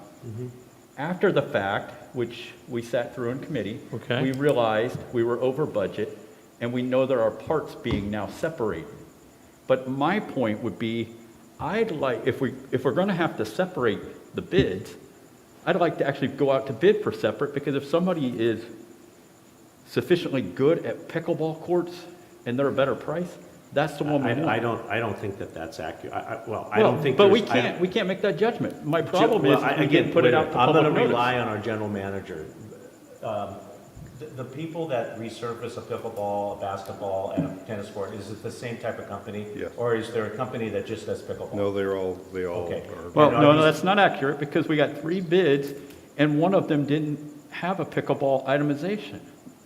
Because they probably chose not to give the pickleball itemization. Doesn't mean that they're not, we're not interviewing them here, nor should we. That's what we have a general manager for. But if we use a public notice to meet that bidding process, then we have to follow So through with the notice. In my opinion, in 2019, it was under $30,000 to do all the tennis courts and the basketball. Back then. Right. Again, Joe and budget, and Joe raised that budget to 50, okay? Just, things are going up, whatever. And it came in over that. So the only reason why we're breaking these apart is we made a change to one of those courts and that we need to finish. Right now we have temporary nets, they're falling apart, the tape's not sticking. We need to fix that, okay? It's gonna look odd if you just have one brand new one and 3 others, off color, right?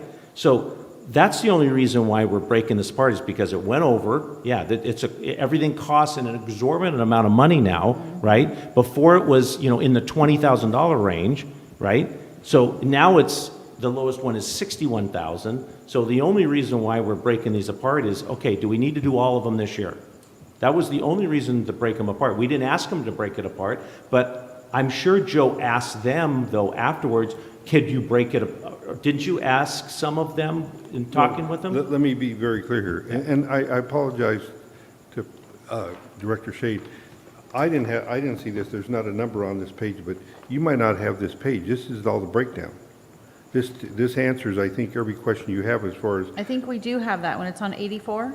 yeah, caulking and 84. texture and squeegee and plexi-plave and the whole Ours is looking methodology. a lot. Now, what you Right. don't have is how much each one of those costs. That's what my question is. But that's, Yeah, I saw this one on 84. but even if you knew that, Yeah. you could not do anything about it because you either award to the lowest bidder or you go back out to bid. So even on the as our attorney says, even on breaking it up, Director Searles, if we broke it up into 2, I'd have to go out to bid because we bid it this way.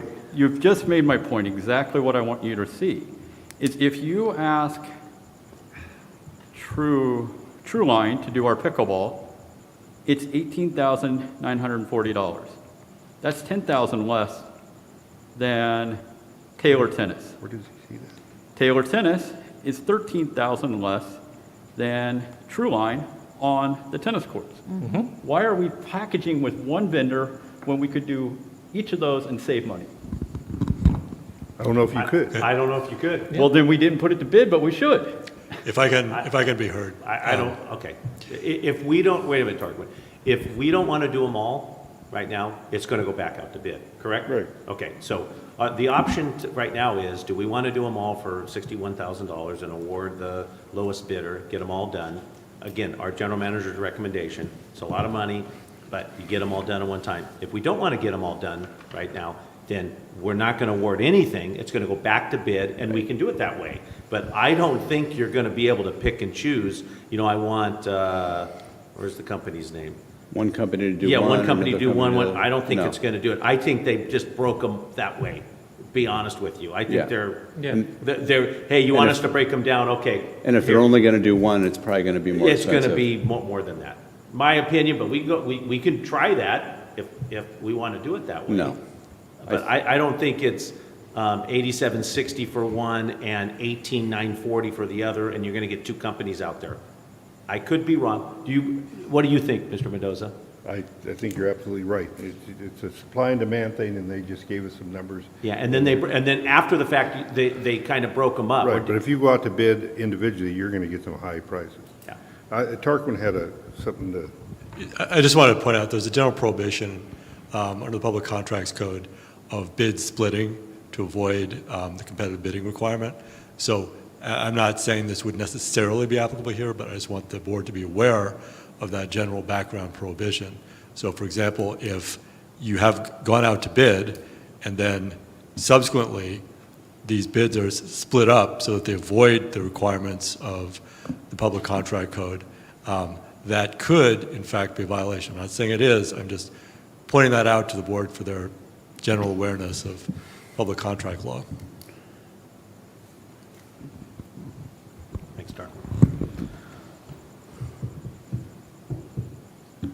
All right. I'll make a motion to go with Joe Mendoza's recommendation to go with the lowest bidder to resurface all these courts. I will second that. Any more discussion? I would like to. Good. Michael. On the committee, at the time, we thought, what's need versus want? Mm-hmm. But at the end of the day, it is 11,000 over budget, or of a budget that's roughly 1.9 million a year. We have an outlook for the budget that we're going to have incremental revenue surpassing at least 20,000, if not more. So where I was a couple weeks ago when we had our meeting was, maybe we should, what do we need versus want and all that, but I'm looking at the totality of the work, only being 11, and then at the end of the day, I was thinking about budgets, and what does the community think about something going over budget? And then the thought came to me as, well, did anyone in our own family budgets reconcile the fact that we thought in September gas was going to be $6.47? None of us could have predicted that in our own family budgets. And a lot of what we do is based on, here's what it is, where do we see it's coming? As President DeMarco said, what cost us $31,000 in 2019, he thought would be $50,000, and it still even surpassed that. So I'm very comfortable seconding this motion, knowing that every single thing that we have talked about on contracts with our landscaping, everything is going up. All budgets are going up. Director Searles and I, along in our committee, are looking at fee raises, and it's in the general manager about how two of our measure of understanding leasees, if you will, we're trying to, rectify what a sweet deal we gave them. We do need to address all this, but at the end of the day, we have a general manager who is a Parks and Rec phenom, who's been doing this for over 45 years, and I trust he did put out a bid package that was appropriate. He did go through, and he's done this for 40 years, and that's why I back seconding this motion.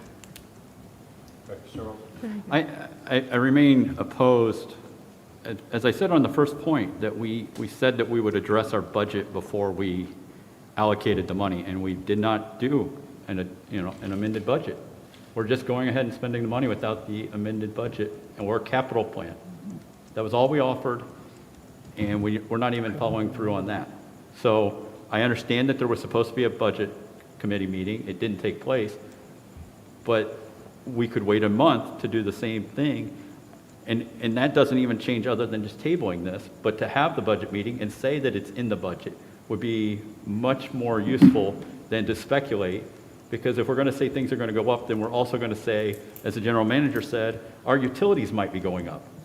So I don't want to be spending extra money without having a full budget review of it, if that's what we said we were going to do. Budgets are estimates. Right, but we also said we would give ourselves an estimate before we went and put the money into pickleball. And now we not only are doing that, but we're going over the budget.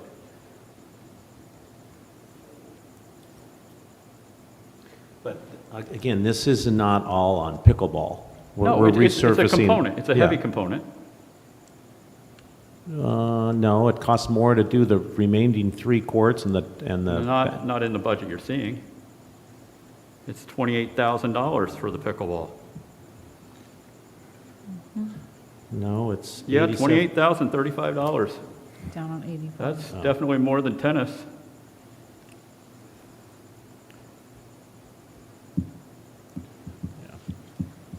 How much is the netting, Joe?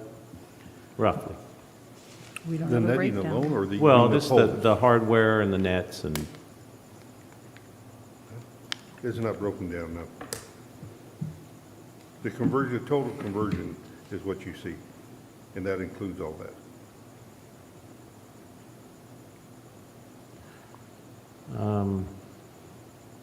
That would be my, Hey, I want to have pickleball. It's Question on passed. the I want to have it. I want it to be breakdown. done right. I I want to be able to attract a pro to come and teach at our pickleball courts. I get all that, but we set a process for this, and that included amending a budget and a capital You see, plan. on that one there, I don't recall. It's You in could it's be- in this agenda. Where? What page? It's the approved minutes from July. Let me go to that.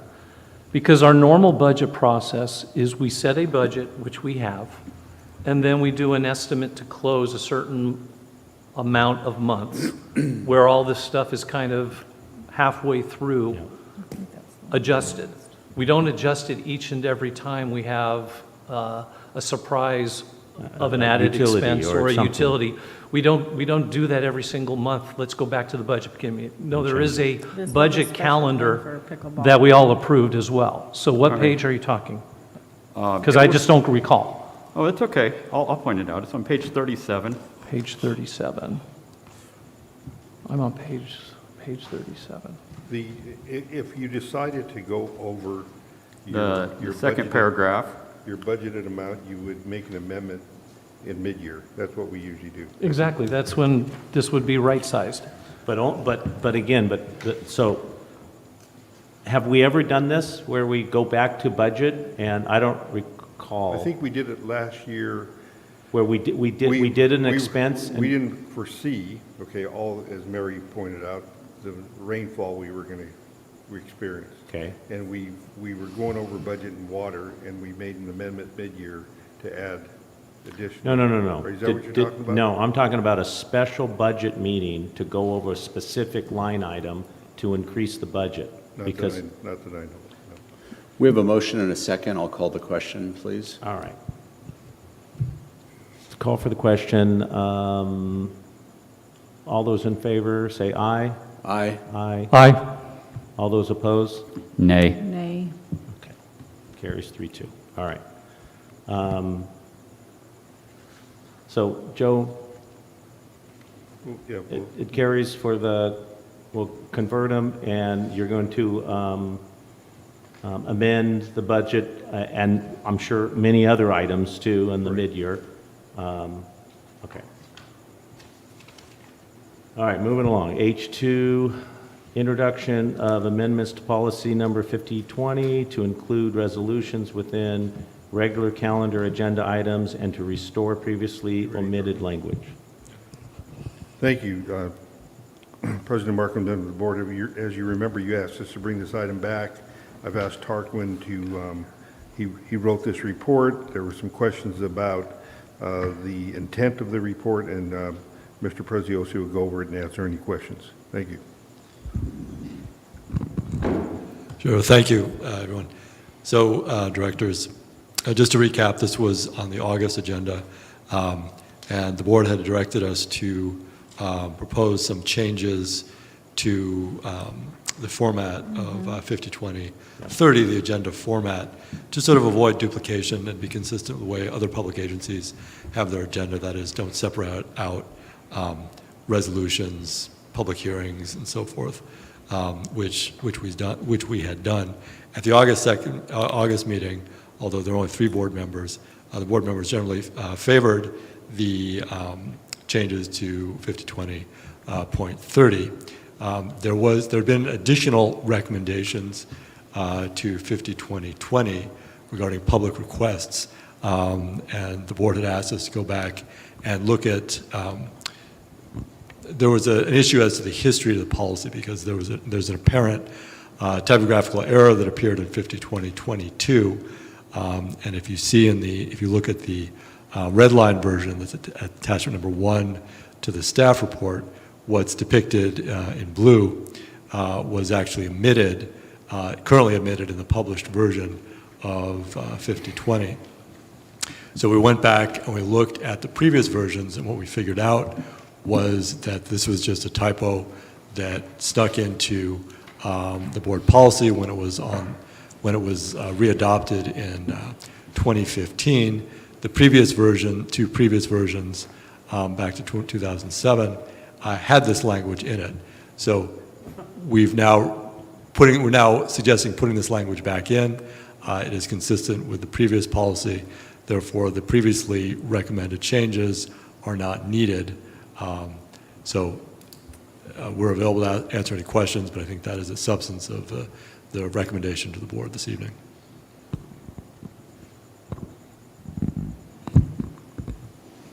So language was removed in a subsequent change, right? Correct. It was just a typographical error. Okay. Just when it was actually published on the website, this entire line of dialogue, entire line of text was removed, so it created a grammatical inconsistency. All right.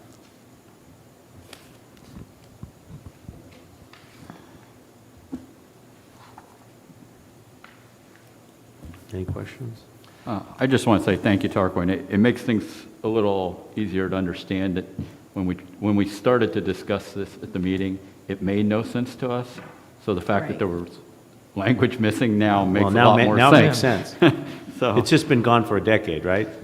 You discovered it, thereabouts. Yeah, it was Joe's research that actually figured it out. Went back a few decades and saw, hey, this line was here before. Right, exactly.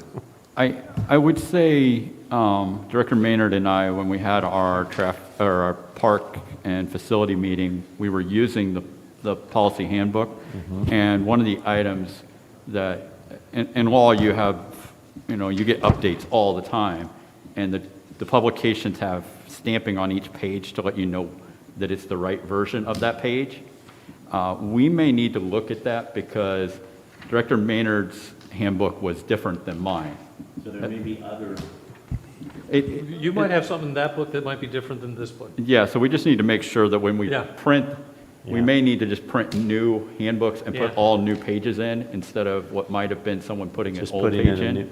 We thoroughly audited the books this week, but we're going to do it again because we're in the middle of asking the board, and you'll see it during my general manager report, to give us any items you would like us to review regarding policy so we can present it to the committee. Okay? So, anyway, it was an interesting moment where we were both looking at different sections of the same book. Yeah. And we were confused. And we did encourage, in what Mr. Mendoza said, is we're all directors.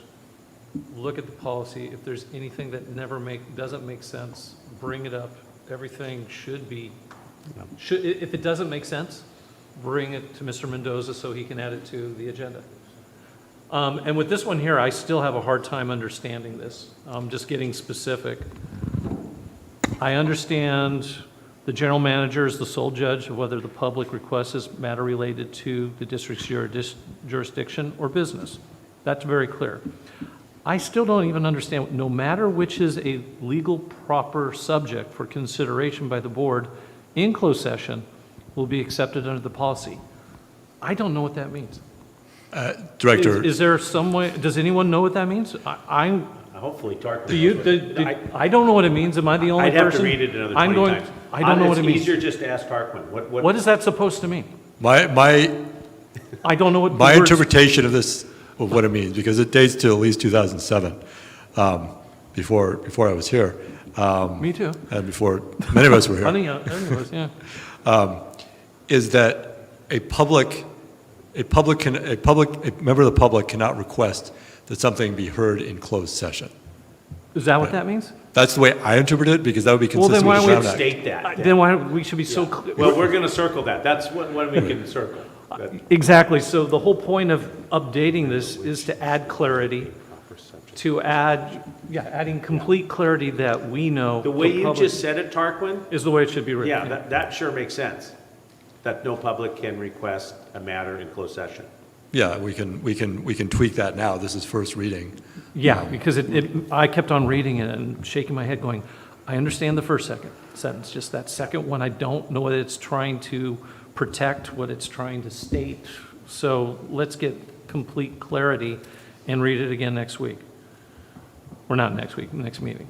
We can wordsmith it, give us general guidelines, we'll wordsmith it, bring it back for second reading. Whatever the intent of what it was supposed to protect, what it was supposed to be a wall to protect, whatever it was supposed to be the intent, put it in really clear language so everyone, whoever, even the public, they go into our policies, they understand, oh, that's exactly what it's meant. Do you have the, so 5020.22, do you have, Joe, the history of this policy to where when it started, like when it was?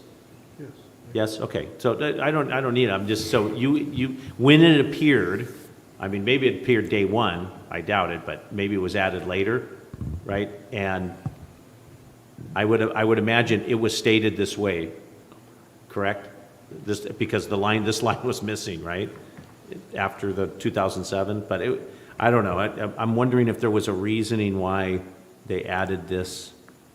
I mean, I understand it, if Tarquin, this is what it means, but sometimes you go back and, oh, it appeared here, and there might be some comment as to why it appeared. But I don't know if we have minutes to meetings back. In 2007. Yeah, interesting. I cannot recall a time when this 22 has been used. The public has requested something be placed on the agenda. Yeah. It may have happened. I just don't recall it. But basically, the whole thing is meant that the public never gets to call a closed item session. Correct. Okay. And that, yeah, so I would say maybe we should, since we're going to change this 20.22, it should probably read a little clearer, Tarquin. Wouldn't you agree? Absolutely. Okay. All right. I mean, it could be something to the effect of, this policy shall not apply to any item that is to be heard in closed session, or something along those lines. I think you might have just did it. Okay. Good thing We'll we're make being changes recorded. consistent Good thing we're with that being statement. recorded. You don't have to come up with it again. Okay, good. Okay, so is this the first, what are we doing on H2? Giving feedback. We need a motion. A motion to introduce board policy for first reading. Can I have that motion? Unless So you have moved. questions? I'll second, I think. Okay. Barkey. All those in favor? Aye. Aye. Aye. Okay, carries. All right, let's move on to H3, report from the ad hoc website committee regarding RCSD website refresh project.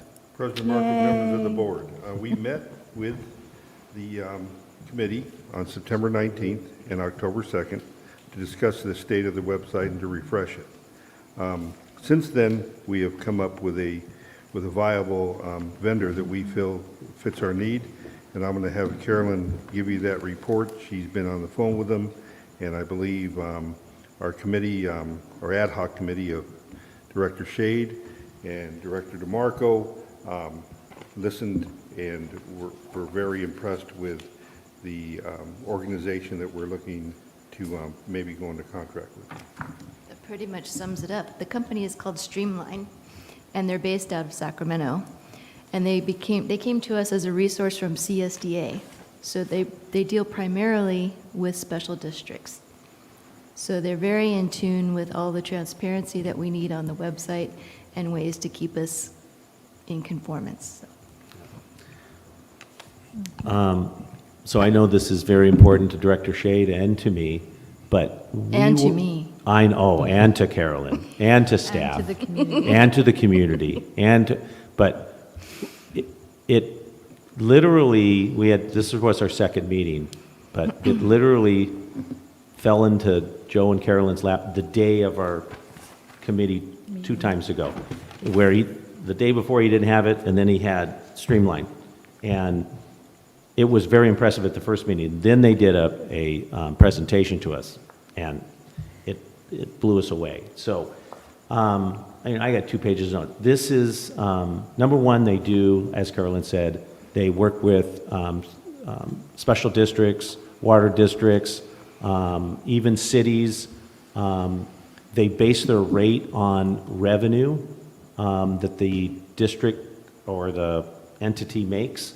So it's going to cost us approximately $2,800 a year, but it is you get all the bells and whistles with this website. It's got a front end and then a back end to where staff and directors can get information, get alerts. Okay, so it's not just a website to present information, and even that is simple, where you can make changes to the front of the put new things in. There's people there to help you. Hey, I want to do a survey, I want to do this, and they'll help you develop it in the website, all included in that $2,800 a year.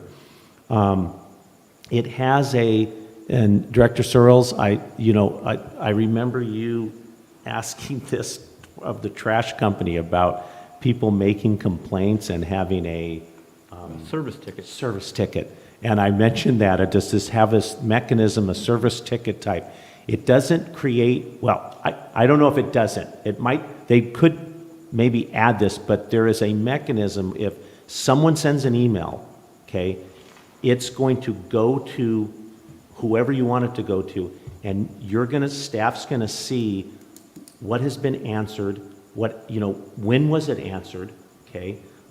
They're gonna get a notice that something came in, right? If it's not answered, and you can set it up all these different ways, and that's just for Rossmoor. This is for RCSD, right? So there was so much stuff just in the hour presentation. I'm sure it does 100 times more things, because it kept on going and going. So we were so impressed. Because it was only $2,800 and it was $1,500 migration. We set the ball rolling. We knew we were going to meet tonight, and I don't know how much you've done since last week. We have since gotten the contract, and I've run it by Brea IT. They've given us the green light, and I ran it by Tarquin, and he gave me a yellowish, greenish light. Okay. Mostly green. Yeah, so it's impressive. It's impressive. So, Director Shea, do you want to add anything? Yeah, referring to my notes from the meeting as well. So this website, it manages our compliance as well, which is huge. How so? Every single day, there's like a little, she can go on there and check it. It's like a little green light. If you're in compliance, everything shows green, and it has a list of everything that you should be compliant with. And then if you're not, it'll show you're red, and it'll like notify you, which is fabulous. So it manages the compliance like daily, and I think that's huge. And everything that we should have on there from the state as far as compliance, it'll manage that, and it'll manage all of our content. So it'll help Carolyn in her uploads and just make things so much more easier and our communication. So being able to link things in this website is huge because it can link to everything. It even has a time and attendance management system. It's got so much stuff that it was incredible. Just to say, we did look at, I think it was 2 different ones that we were contemplating, 2 or 3 different ones. And we went with this one, and by far, this one is something, I think we've needed this for a long time, and I am super excited to be getting. And not just content like, it'll give you a reminder if you haven't so it knows your schedule, your board meeting and committee meeting schedules. It'll remind whoever it's set up to remind if you haven't sent the agenda out. Okay, Yeah. so it'll remind you Yeah. of that. It'll be ADA compliant. When you post, let's say, a picture, and that picture isn't ADA compliant, it'll tell you, and it'll tell you how to get the picture ADA compliant. However you get a picture ADA compliant, right? Or Whatever that includes. whatever that is. You got to leave it to the It's masters. primarily for blind people. Yes. It'll give the Yeah. audio tag It's- that you set up. Correct. But Do you even guys the actually get verbiage. the little, do you get some kind of compliance logo that will actually be on the website? Seeing- So people know that it's compliant? So I saw I'm guessing up it has there. an accessibility icon. Yes. It does have I'm that, guessing and it it's does. sticky, Yeah. so it follows you as you scroll? Yeah. I And it Okay. has to believe look so. and The impressive thing is this company services districts and small cities and large cities, but it knows what we should know. Like, hey, how do other, what's the compliance here in California for doing this? And they're going to, on a website, what you need to do, what you need to list. So in many different areas, we'll tell you what the state requirement is Does it know if you've been naughty or nice? Yes, it might. I don't know. I mean, that's kind of funny, but for true clarification, does this company Streamline track any personal data? Streamline tracking Personal data? Yes, like a user, the user's interactions. Because the district might be exempt from the California Consumer Privacy Act, but a third party may not, and I don't want to expose ourselves, nor do I want our visitors to our website having their data being.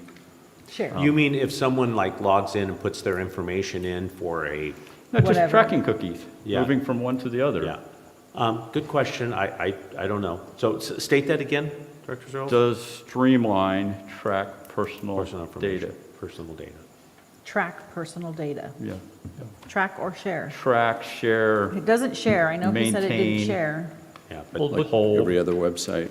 Right, but tracking is a whole other thing. And That's that's analytics. at that level to make sure they're not doing sneaky stuff, but do we Right. have our own privacy policy clearly stated on our site? yeah. I'm not sure if we do. I'm not sure if we do. I don't think we do. We need our own privacy policy, but at least let people know we use cookies, if we use cookies. Share And data. what would we use them for? And I would imagine. But as long as you have a policy that's clearly artaken, and then you make sure that they're not taking Rossmoor website and then using it for their own financial gain. Right, right. Or selling it or leasing it to other list brokers, et cetera, so that, We'll, but you need your own. And the only question I was going to bring up is, I could tell you right now, mobile, most people design websites, or at least for years, it's all, hey, it's on a desktop. People work on a desktop. But not for mobile. But mobile is 85% of all viewage, and that's including our emails. So comment I was going to make when this is on there is, please make sure it's optimized for mobile experience, because that's 85%. Make sure our emails are optimized for Mobile mobile as usage. well. I asked that, and just the reminders, because he would say email, and I say, email's fine, I'd rather get a text.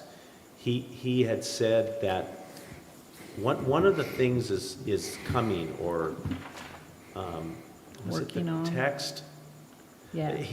It might have been the text reminders in the terms of, instead of getting an email reminder for whatever, something's late or something's whatever, I don't know if, but the mobile thing is, we did not ask, well, what does it look on a site? I would imagine, I'm guessing that most websites are, they know that, okay?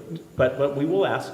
Well, there's things like Shopify, WooCommerce, all these Yep. ones, they got to build a button that you can push, so, oh, by the way, and here's what it looks. Yeah. Well, now you know what it looks, but that doesn't mean it's optimized. The functionality. There's a thing called above the fold, and what you want to try to do is minimize scrolling. The more you can fit up on front, you take a journalistic approach to what they call a reverse pyramid. The most important stuff is at the top, and as you get more towards the bottom, it's less important. Yeah. And then also you want to make sure, do we have too much navigation?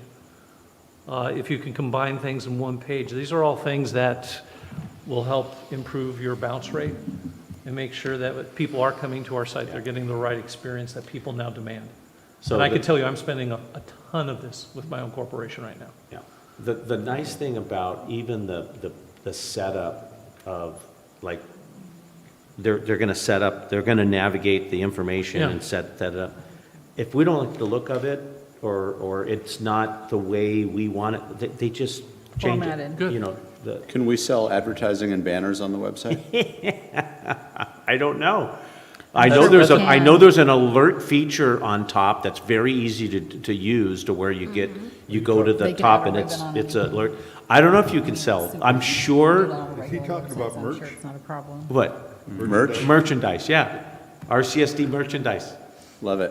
Well, Get a store. I'm sure you can. Yeah, I'm there's no old- question, I'm sure that's, you can do that on any I know, website, so I'm I'm sure. old school that when you have a corporation, and with my own brand, yes, I could go out and make affiliate commissions, woohoo, 4% selling gloves or what. No, take every opportunity to promote yourself, to promote our events. If you've got the space, it's all supposed to be about promoting Rossmoor, our events, our next thing.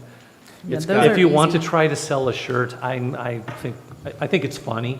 I get the joke, but at the end of the day, this is supposed to be a portal about Rossmoor, to serve Rossmoor, Yes. and take every opportunity for more connection, Yep. is where this should go. Exactly. I agree.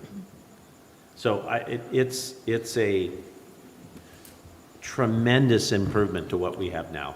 Wow. Again, it was pretty impressive. We did not look at 10 different sites, but the fact that it was coming from CSDA. CSD, Right. okay, it's coming from the Service District Association, California. They do it. They do other service districts. They gave us examples, because I wanted to see other websites. They did do it. They showed us other websites, their functionality. This whole back-end thing where all this information for our meetings is on, it's on the front end, okay? But there are things that,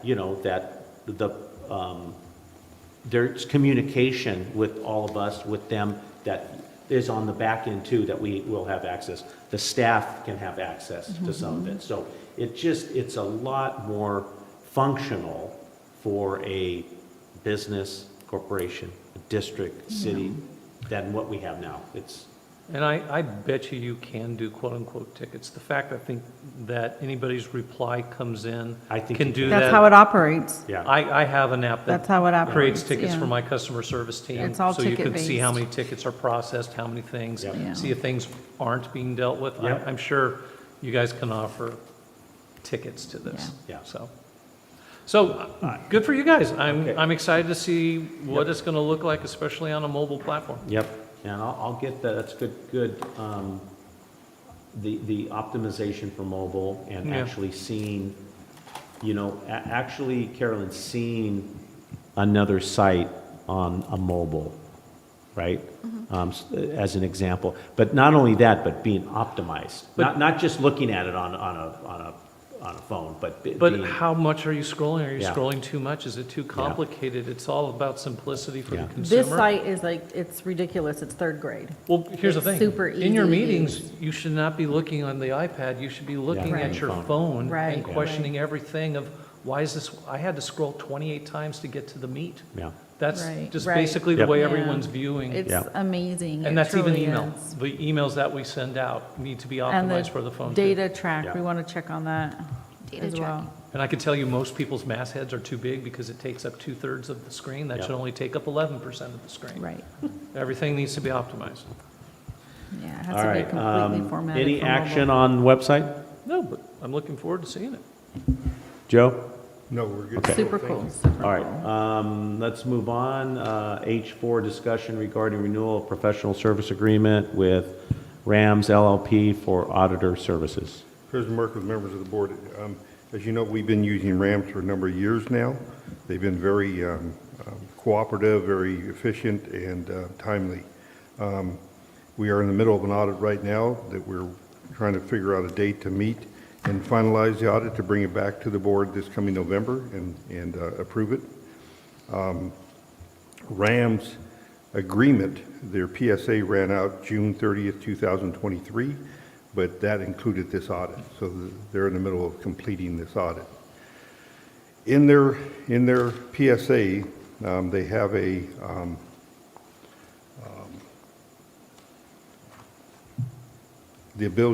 we have the ability to extend their audit for 2 one-year extensions. I'm recommending to the board that we move forward with an extension for 23-24 fiscal year, and that we again evaluate it after this audit. So far, this audit is going seamlessly, and we are happy with their performance. We did change auditors because after a number of years, you have to change auditors, and they've given us 2 different auditors. Mr. Terry Shea, who was the engagement partner, along with Sean Smith, who is their senior accountant. And they've been very receptive. They've been adaptable and working with our accountant and our staff, and had led us through the process and have asked us for backup material, and we've been able to provide that. I think we're going to be coming out with a very fine audit in November. So with that, I'm asking for the board to consider approving the extension. It's a increase of $500, which we have budgeted for. We knew there was increases, or we can go out to bid in December and look for competitive bids. I'd like to see some bids. My only question is our new accounting resource, Michael. If he was here, what would his thoughts be? He's now working with them for the first time. He is the financial brain trust of this district. If he was here, what would he say? I asked him that question. Michael is an auditor also. He's done a number of cities. He has a firm. He thought they were a good company. They were responsive, and he didn't see any flaws in what they were asking or doing. Has he ever worked with them before? No. This is his first time time, working? right. Did he say how they compared to other auditing firms that he's worked with in the past? No, I didn't ask him that question. He didn't say that. I asked him if they were a good firm and were they doing the right thing. He said yes, they're asking the right questions and they're holding us accountable. Okay. Oh, for $500, it doesn't seem. Because while it's good to see other bids, Like a big and there's deal. always a process for that, the one thing that Rams has is institutional memory on our Right. books. I would say for 14 years. I worked with Brad, who was our guy, but by law, after a certain amount of years, he could still, it's not he's getting fired, he cannot be the main He set of can't be, eyes directing right. it. And the experience I always had with Brad was top notch. And again, the amount of years that even if, let's say we found someone that was $1,000, $2,000, I'm not sure that would actually be a good thing, because per Tarquin, he's saying if you have a bid, you have to go with the lowest. And here we've got an outfit that the district has worked with for, I want to say, at least a decade, if not 2, and the institutional memory that organization has of looking at our books and scrutinizing the books and understanding what the district does, I think is The more history. than possibly jeopardizing that by a lower bid. because to me, this is more of a professional organization that has earned our trust for decades. So this one, we can have it extended for 2 years? We have 2 one-year extensions. And you're Two asking 1 for, years. I'm asking for 1 He's year. just asking for 1 year. So after another year, we have the opportunity to do it for another year. Right. But 1 year will cost us $500. Extra. extra. Right, extra, plus $500. And then after those 2 years, are we obligated to go to another agency, or can we stick with this one and just get a different auditor? I would say we would, after this, if we extend another year, or next year, we say, hey, bring it back in June or whatever, we decide to extend it or go to bid. Or the following year, I would recommend the following year we go to bid. Because we're out of Okay. our That's what I was wondering, okay. And that's going to be what, the, 25? 2020, yeah. but what in your mind have we reached? You said after the next, Well, we have 2 options, 23, 24, and 24, 25. okay, and then you're saying after that? Yeah. Go out to Right, bid. for sure. Go For out to sure, bid, because yeah. we won't be able to continue with this Right. company. But that's not the way it was explained to me years ago, is you can stay within the No, same. the- Well, no, I'm talking now. I was, you did Okay. that to me, so I hey. understand. I was just going to give you a clarification before you asked your question. Well, no, but the way I'm just trying to explain the way it was expressed to me, is that you can stay with the same firm. There's many people, companies that stay with Deluge for a reason, but it can't be the same exact team. Auditor. Yes. So that's why it's no longer Brad, it's this other person. So you can have the same accounting firm for as many years, you just have to have a. Same team. It's basically designed as a certain fresh set of eyes that have to come in by a certain amount of years. And I can't remember if that's in every 8 years. There is some definition. 6 years. Is that what it says? Thank you. 6 years. There is a definition of 6 years. we're maxed So out. that's why, well, no, Brad's no longer the lead. The issue isn't about the auditor, it's the contract with Rams. Okay. Will not have an option for a Oh, third year. Okay, now I understand. That's what I want to know. Thank you. We could sign a new contract with Rams in 2 years. We don't have the option for a 3% contracted, already in place rate. So they're going to reevaluate their contract after the 24, 25. And that'd be Yes. the time to go out to no-brainer to bid. go out to bid, yeah. That's not even an issue, we're going to have to rebid. What? That's Theoretically. not, we're going to have to go out for bids at that point, because it won't even be an option. Oh, Just if I can clarify, for professional services such as accounting, it's not, we're not required to use a competitive bid process. The district certainly could if it wanted to.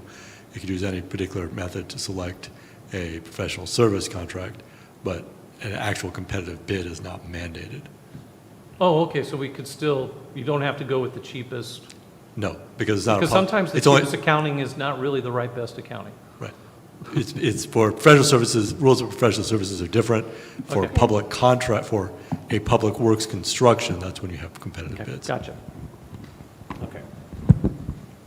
All right. So we need a motion for another 1 year extension. 1 year extension. Can I have a motion for a 1 year extension?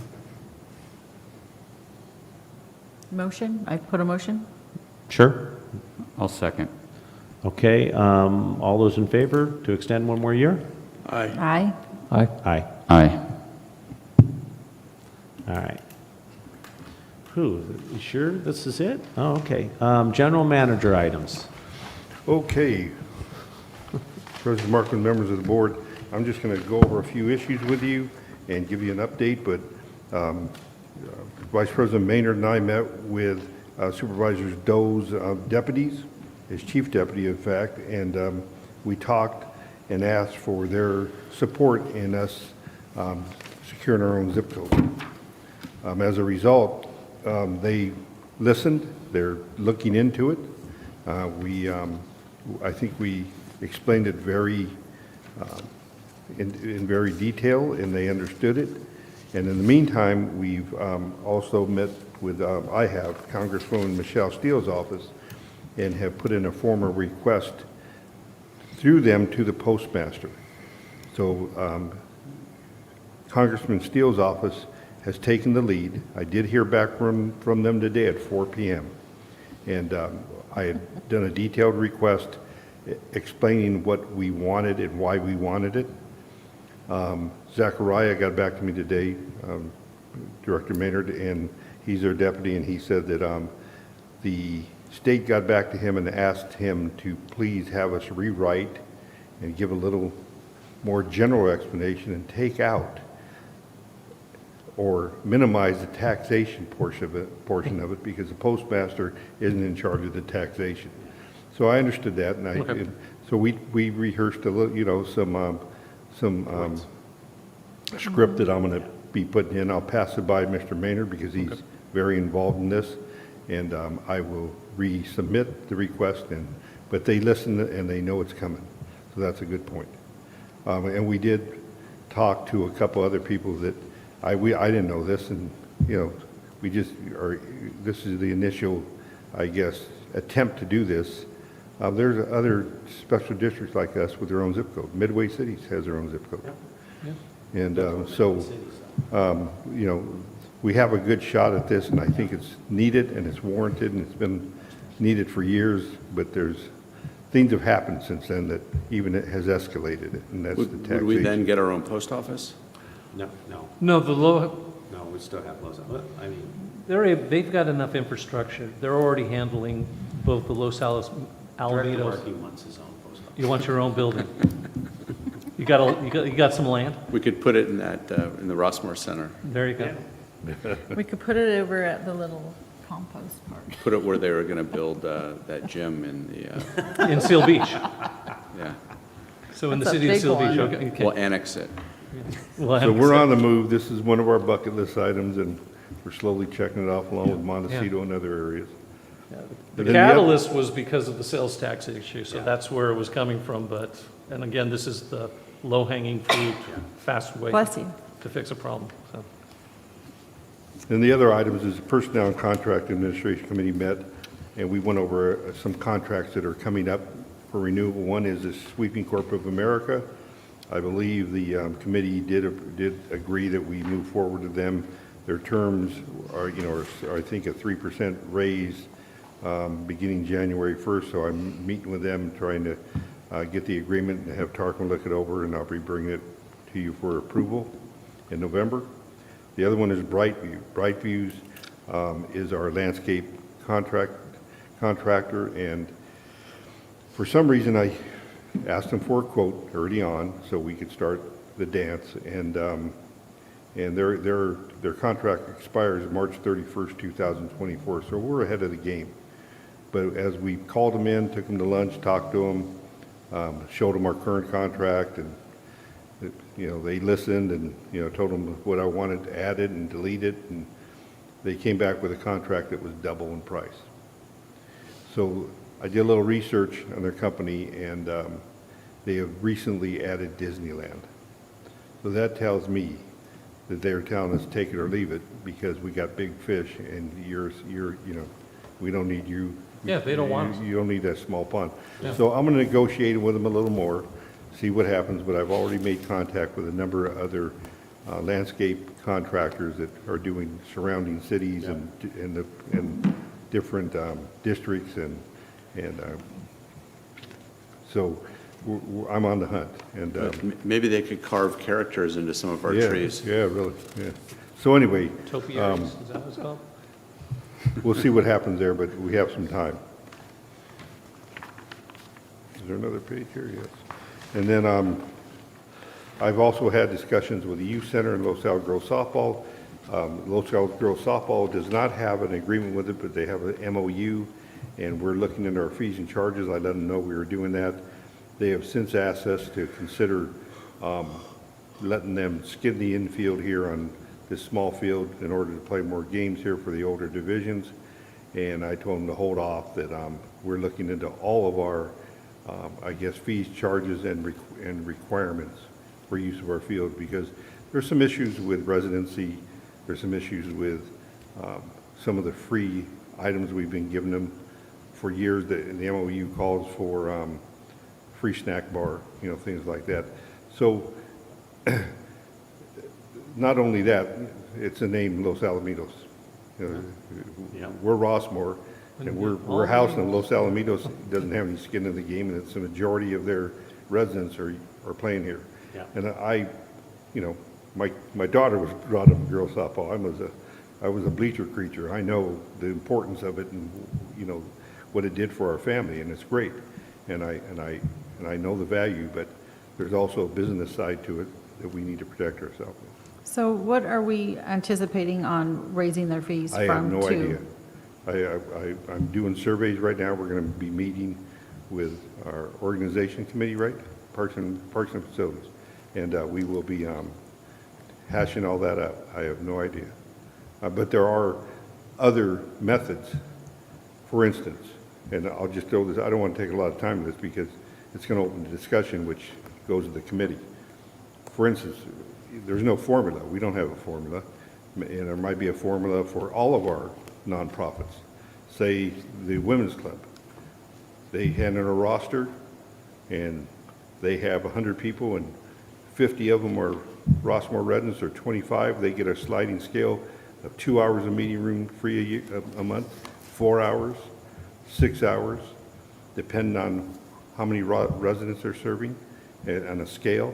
And that could be the same with any nonprofit that is housed here in Rossmoor.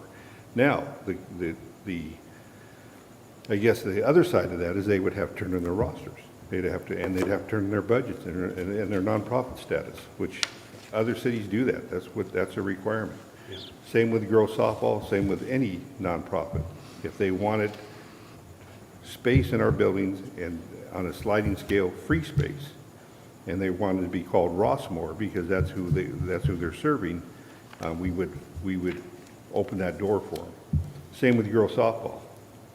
If they're serving 1,000 kids, I'm just making this up, and 20% of them are Rossmoor residents, and that amounts to 200 kids. You divide that by, I'm just making this stuff up, you divide that by 12 kids on a team. Each team gets so many hours a week. They get 20 hours a week for their league, and then they have to pay for the rest. Right now, they're paying for all of it.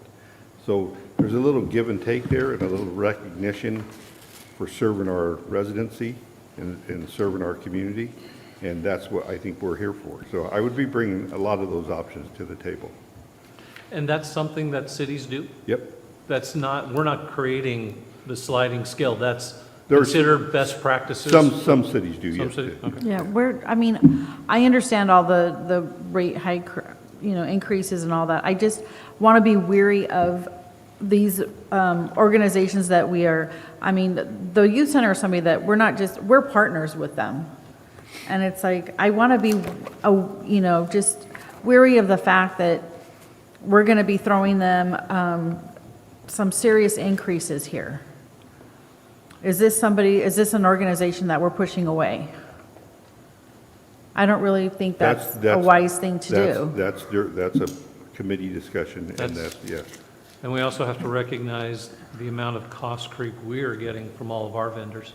And Right, but I mean, this is a organization that comes into our area, and they bring a lot of revenue to our area as well. I mean, our youth center brings in a ton of, every festival that we have, there's a lot of different areas of, the Christmas one that we include them in.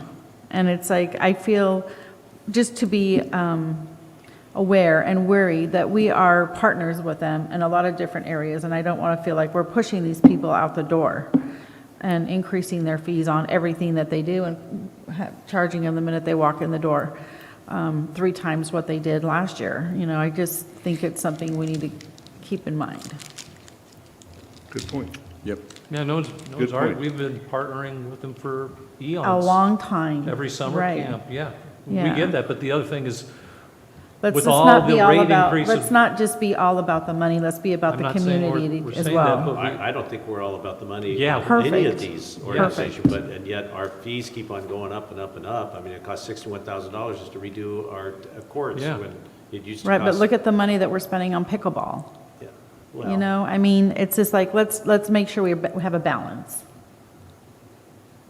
Keep our I don't kids, know. keep our kids in mind. This is for the kids, Pickleball's for the kids and for our residents too. Right, but I'm just saying. And again, let's you know. be wary. Understood. I think I've always been leery. I like Kid-oriented. all of this stuff coming into Rossmoor. At the end of the day, there's a cost of all this stuff. Just to put new carpeting in this place, someone's got to pay for it. And, you know, I mean, If it's not in the bringing up- budget. Joe's bringing up a very valid, you know, there's lots of taxpayers in Rossmoor that I no get longer that. have any kids. I get that. You know. And there's a lot that still do. I know, but there's a lot that don't Right, use it. I So- get that, but let's think of the big picture. Well, the word you said, balance, is what it should be. Right. You have to It balance is- added costs. I agree, I totally agree. I just think, you know, can't let's not absorb it all. kill them with, Well, let's not push them out the door We with gotta look costs. at the numbers. Yeah. We gotta look at the numbers, and you know, 3 times, 2 times, I I don't know what that means. understand where Director Shade's coming from. I did have a coffee with Lena, the She mentioned it to me. director, and we're looking at different options and things that, you know, she can also adjust. And she's probably, you know, was going to adjust anyway because their lack of, I guess, participation and registration is going down also because of COVID and the economy. And the school district, if you recall, we were at the State of the District, and Pulver was bragging about their after-school program. Remember? I don't know how big it is now and how well, that took away 50% of their participants, and they're having trouble staying afloat with their after-school program. So she might just let that go, which would take a lot off our plate and maintenance and use of our facilities. So we're discussing, yes. Yeah. I don't think I think you know where my heart is. I mean, of course, it's for the kids and everything else, but, yeah. Definitely. We've got parks, we have facilities, we want people to use it. We want people off of the couch, Yep. kids playing. Activity. Next up is, you know, with the addition of the pickleball courts, will be looking into a certified pickleball instructor, and I'll be, you know, doing interviews and looking for the best fit for our courts at Rossmoor. Okay.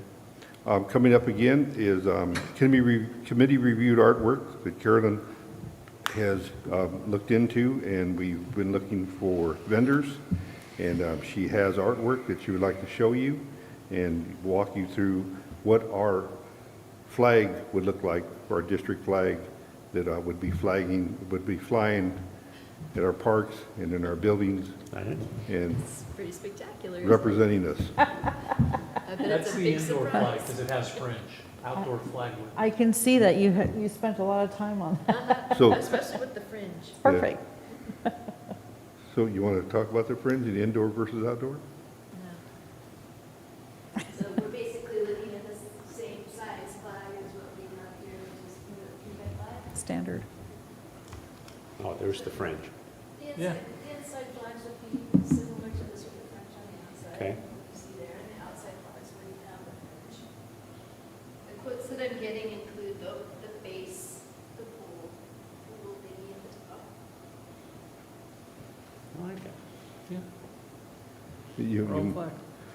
might want to show them, have that, I'll hold that up. What's funny is when Joe and I went to the supervisor's office, it's in this new state-of-the-art building, but you go into the different districts, and they have them from all these cities have them. And they're like in their supervisor's office lobby.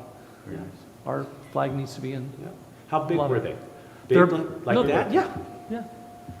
Yeah, we would have to provide them the pole. We would provide a pole and be in the. Bam. In the lobby. Yeah, we should. Of district, I think I we're like District it. 1 now, right? Do we anyway- fly the Arbor Day flag in Rossmoor? We just bought a few, we're going to put Oh. them up, yeah. Well, yeah, no, we do. In fact, we just bought new ones because they were worn out, excuse me, yes. They do wear. How many flagpoles do we have? I know we have one here, but how many other flagpoles in Rossmoor? We have Montecito. Okay. We have flagpole Montecito Center? Yeah, and, Rossmoor Park? Right. So they would be, if we wanted to Right. fly it underneath the American flag?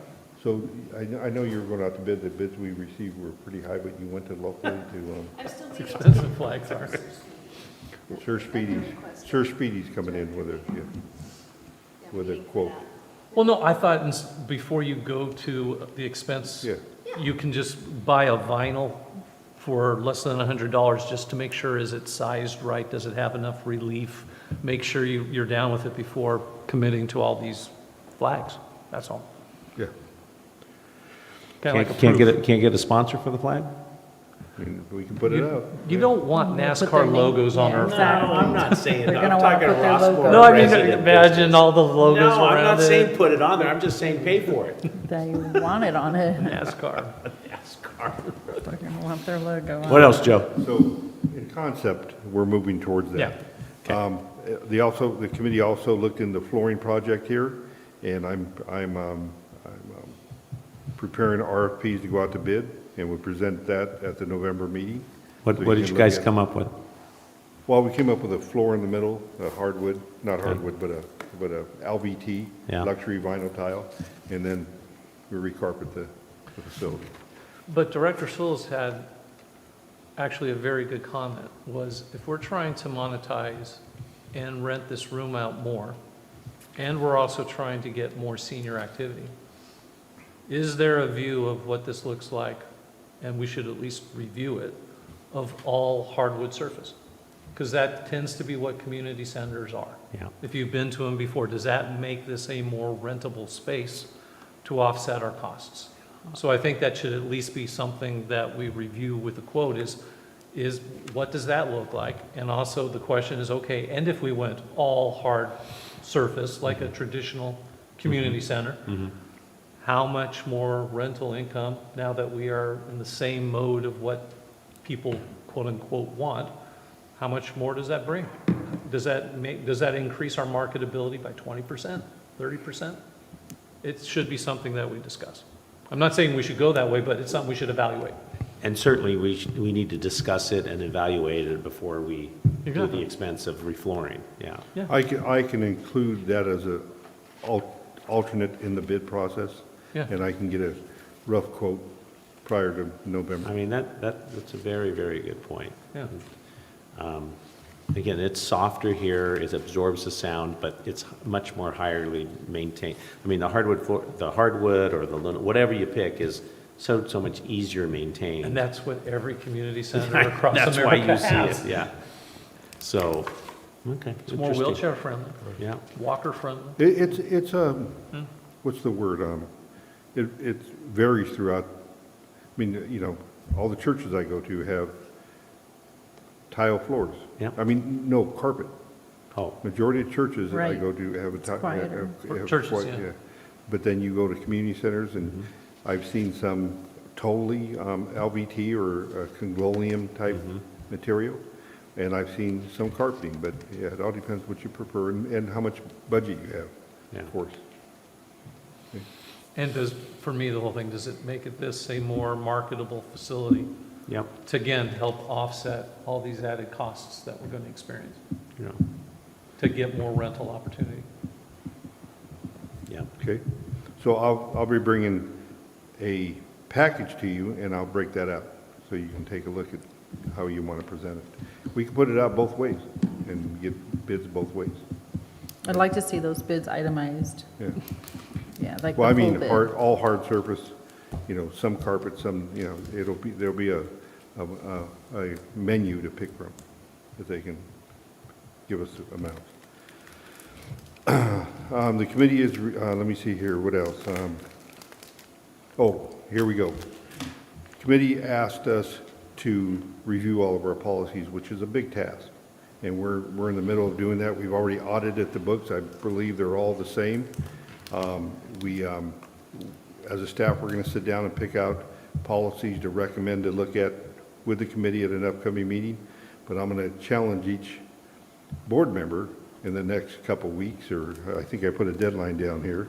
Deadline is October 18th, next Wednesday, to quickly go through, and I mean, you might know some off the top of your head, and just send us an email or whatever, 50203, review this, 50102, review this. You don't even have to put in what it's about. Just give us the the policy number.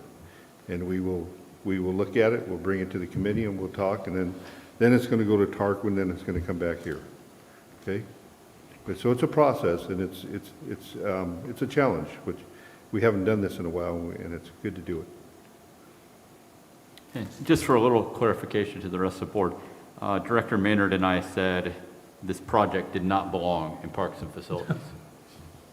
Addressing all of the policies did not belong in that committee. No, we deferred to the entire group. Then? What are you guys doing? That's when we encouraged him to bring it back to everyone. Oh. And everyone should look, and if you're confused. Whose big idea was that? Yeah, you guys can't handle that? Send that out, Carolyn, the email, just an email. Cap it. Please review. So, wait a minute, so as a staff, we understand what we're talking about. Okay. Are we going to meet individually with different committees, or just going to one committee? He brought up a good point. Yeah. It'll take a lot longer. What, for a committee? Well, if we had to go to each individual committee to look at their specific. Well, yeah, if that makes sense. If there's park and facility policies, they should be reviewed by this. If there's budgets, every committee, you should break things down. So it's going to take a little while longer, but either way, yes. But I think a lot of this is more of the organizational committee that we used to have. Sorry, that still doesn't get me off the hook. I'm on both, so. But if it's when in doubt. Yeah. Yes. I like your way you're throwing it back to the entire board. If they know of any, Just send it to us. Well, you know, I'm sure Director Searles has several already, right? Circled. So that's, I like the starting point where, yeah, you know what, let me analyze this piece of it. Maybe I'm not going to read the whole thing, but let's start there, and then, yeah, it probably should go to one committee. What do you think, Joe? After what's your opinion? Well, I mean, we can always bring it back to the board in general after we review it on December 12th. Okay. And you could always push it back to committee. Okay. Take, these five. Let's see how many. Yeah, that's true. All right. Okay. So Carolyn, we'll get that out. And then the last one, you know that we've received our partial payment from Prop 68 for some of the projects that we completed. There's two projects hanging. One is the carpeting, which you know I'm bringing to you in December. The other one is the picnic shelter, or the shade structure at Rossmoor, which will be getting plans, and I was going to meet. I plan on meeting deadlines.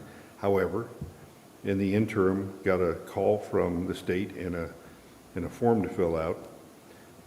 They are so far behind, and all their other agencies are so far behind in getting their projects done. I asked them, how are we doing? They go, you're a good example of how it should have been done, even though you haven't finished them all. We're supposed to have all our projects finished by June 30th of 2024.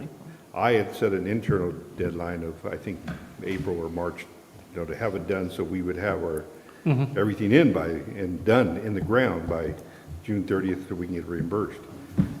In turn, they said because of COVID and because of how the economy is going, and things just are slowed down, and they're backed up. The state, the group that's administering this program is backed up too. They said they extended it to June 30th, 2028 for 4 more years. So we have 4 more years to either do the carpet or the picnic shelter, which I don't see that happening. I was moving forward, and we'll continue to move forward. But just a FYI. Heads up. Yeah. I mean, say we go out to do the bid on the carpet or the picnic shelter, and they come in at triple the price, we would want to think about it, so we'd have more time. But, so we have some options. Okay. Good to know. Just good to know. Yeah. Good to know. All right. Definitely. So that concludes my report. I'll be happy to answer any questions. I think we've covered it all. Mr. Mendoza, we had the LAFCO representatives here.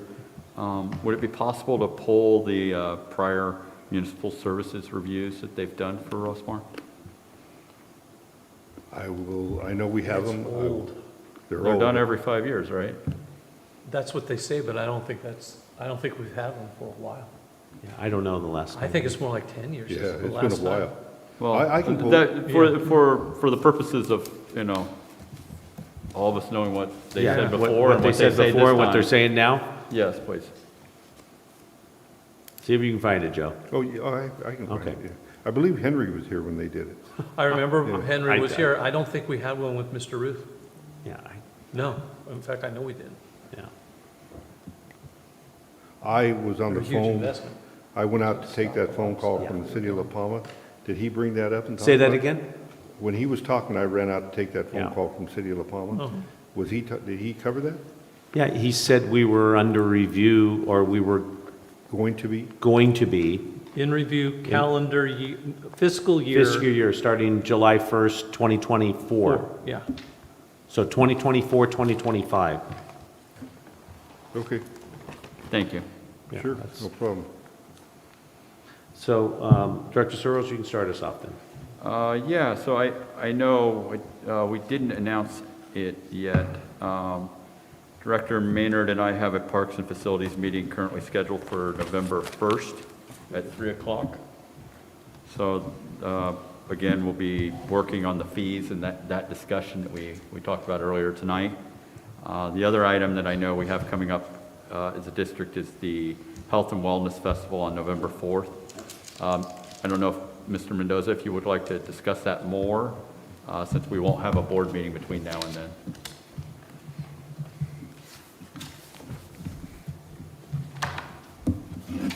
I believe on the next page, where was it? Where's our, there was a page in here with all of our upcoming events. Yeah, I saw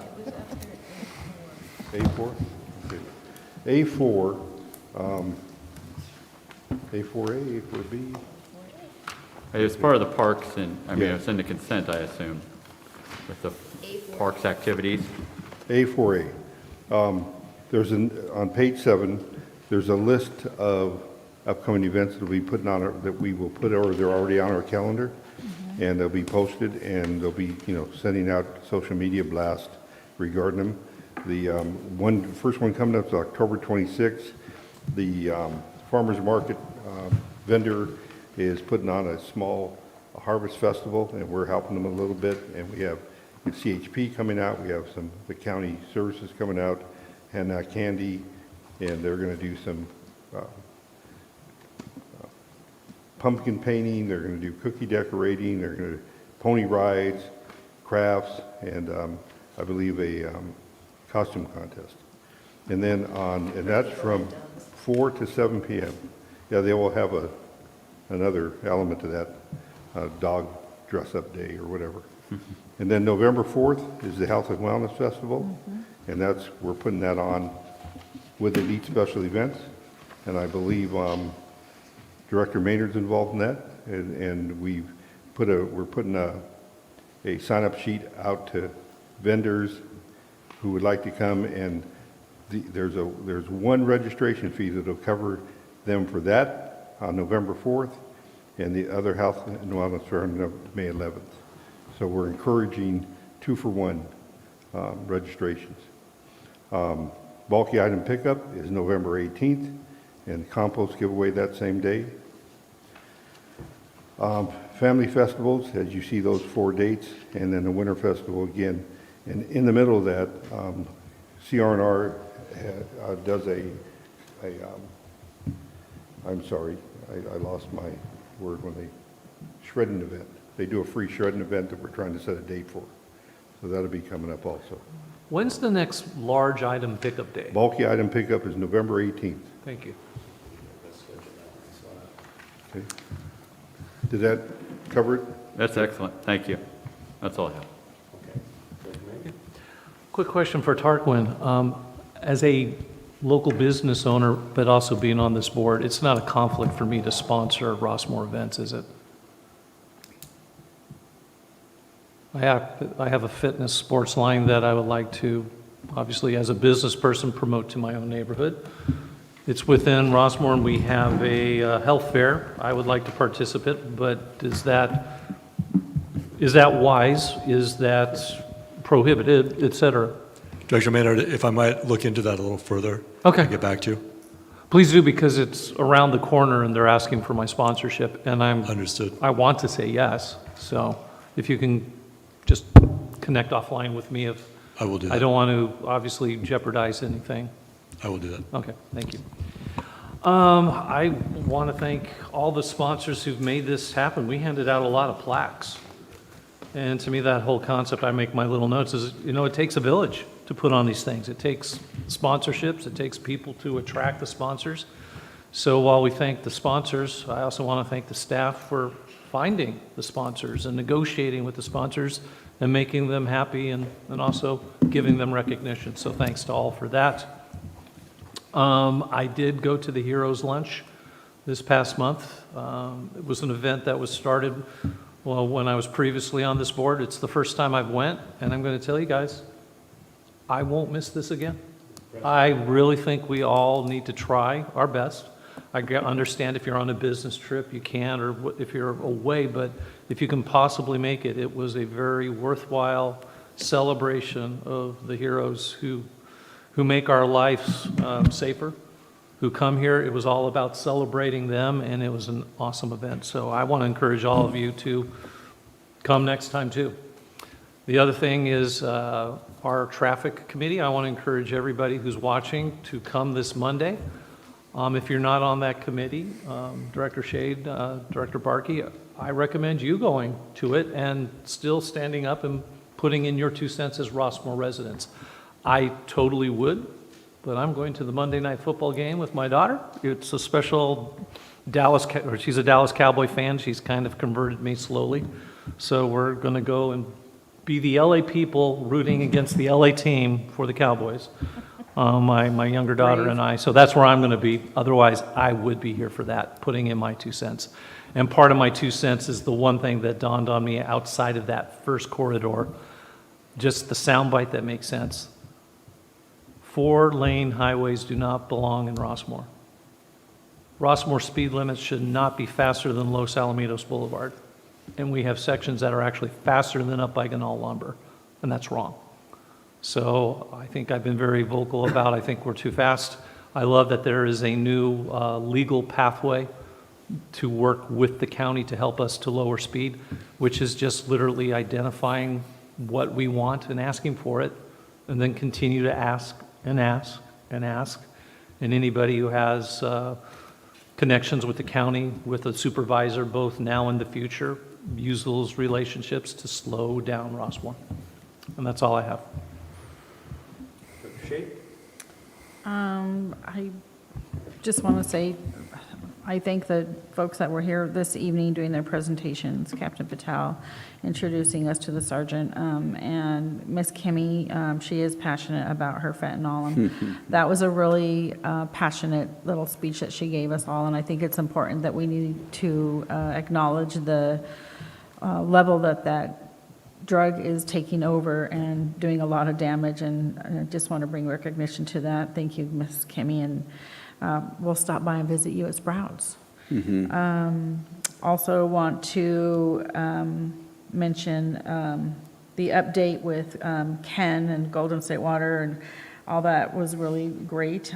Good to know what's going on in our Rossmoor with the hydrants and the infrastructure, that sort of thing. Important for us to keep track on what's going on there.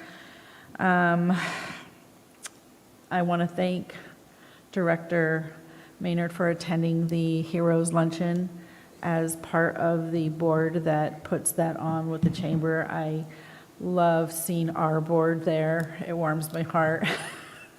And Director Searless is there. He's been there and always does attend those things. I will go to the meeting on Monday. Good. So I'll go to represent and your family. yeah, absolutely. So we'll have a show of RCSD there, and all that we can, do all that we can, and have a force in that. I think I also did go to the state of the district and thank Tony for attending that as much as he possibly could and making the effort, because I know it's really hard with our schedules. It's insane trying to fit in these meetings, and they're important, but it's crazy getting them into our schedules. And again, Nathan was there, Director Nathan was there as always, and it's always so good to just get the gist of what's going on in our school district. I work with them closely, and I enjoy working with them closely so that we can have that connection, and it's wonderful. I am thrilled that the Wellness Festival is coming up, and I think that's fantastic. Make sure we put that on our November 4th, is it?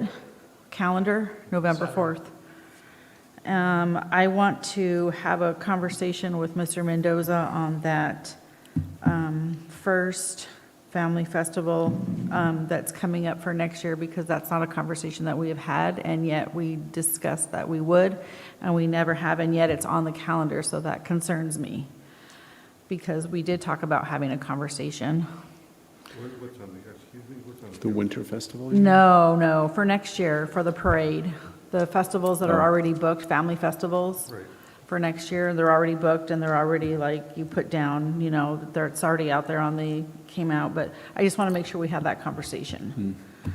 That being said, thank you very much, Miss Carolyn, for everything that you do in Tarquin. And that's it. I'm going to cut it loose because it's late. Get late. Director Barkey. It is late, yeah. First of all, I apologize for missing the last couple of meetings. I can't really remember why I missed them, but I think there were good reasons at the time. The fentanyl issue is really important, and I'd love to hear the presentation in its entirety. As a matter of fact, I talked to the sergeant and the captain and volunteered to be part of that program as a physician because it touches my life. Narcan, which is the solution, which is the antidote, if you will, I think it's something that our CSD should carry. The employees, as they wander the town and do their work, they should have it with them. It's now over the counter. It's not that expensive. It's around $30 for a 2-pack. That is really good to know. And I know they do training, but the package literally, it's not rocket science. There's directions like right on it, picture directions. It's intranasal. Couldn't really hurt somebody if you used it, and it can save a life. Right. So I think it's something we should look into. They mentioned, the sheriffs, that they're giving it away for free. Not that it's really expensive. If you have trouble getting it, I can source it for you. But it's important. I carry it in my car. I have it at the office. You just never know when you're going to see somebody down.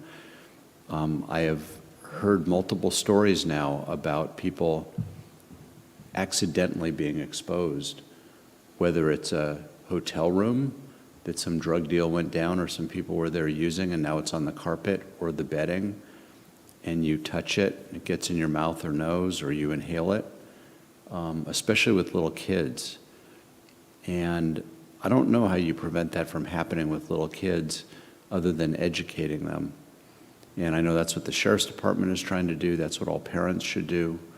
But it's a scary world, and it's deadly stuff. It's not something to mess around with. And it takes a tiny amount to cause grave damage.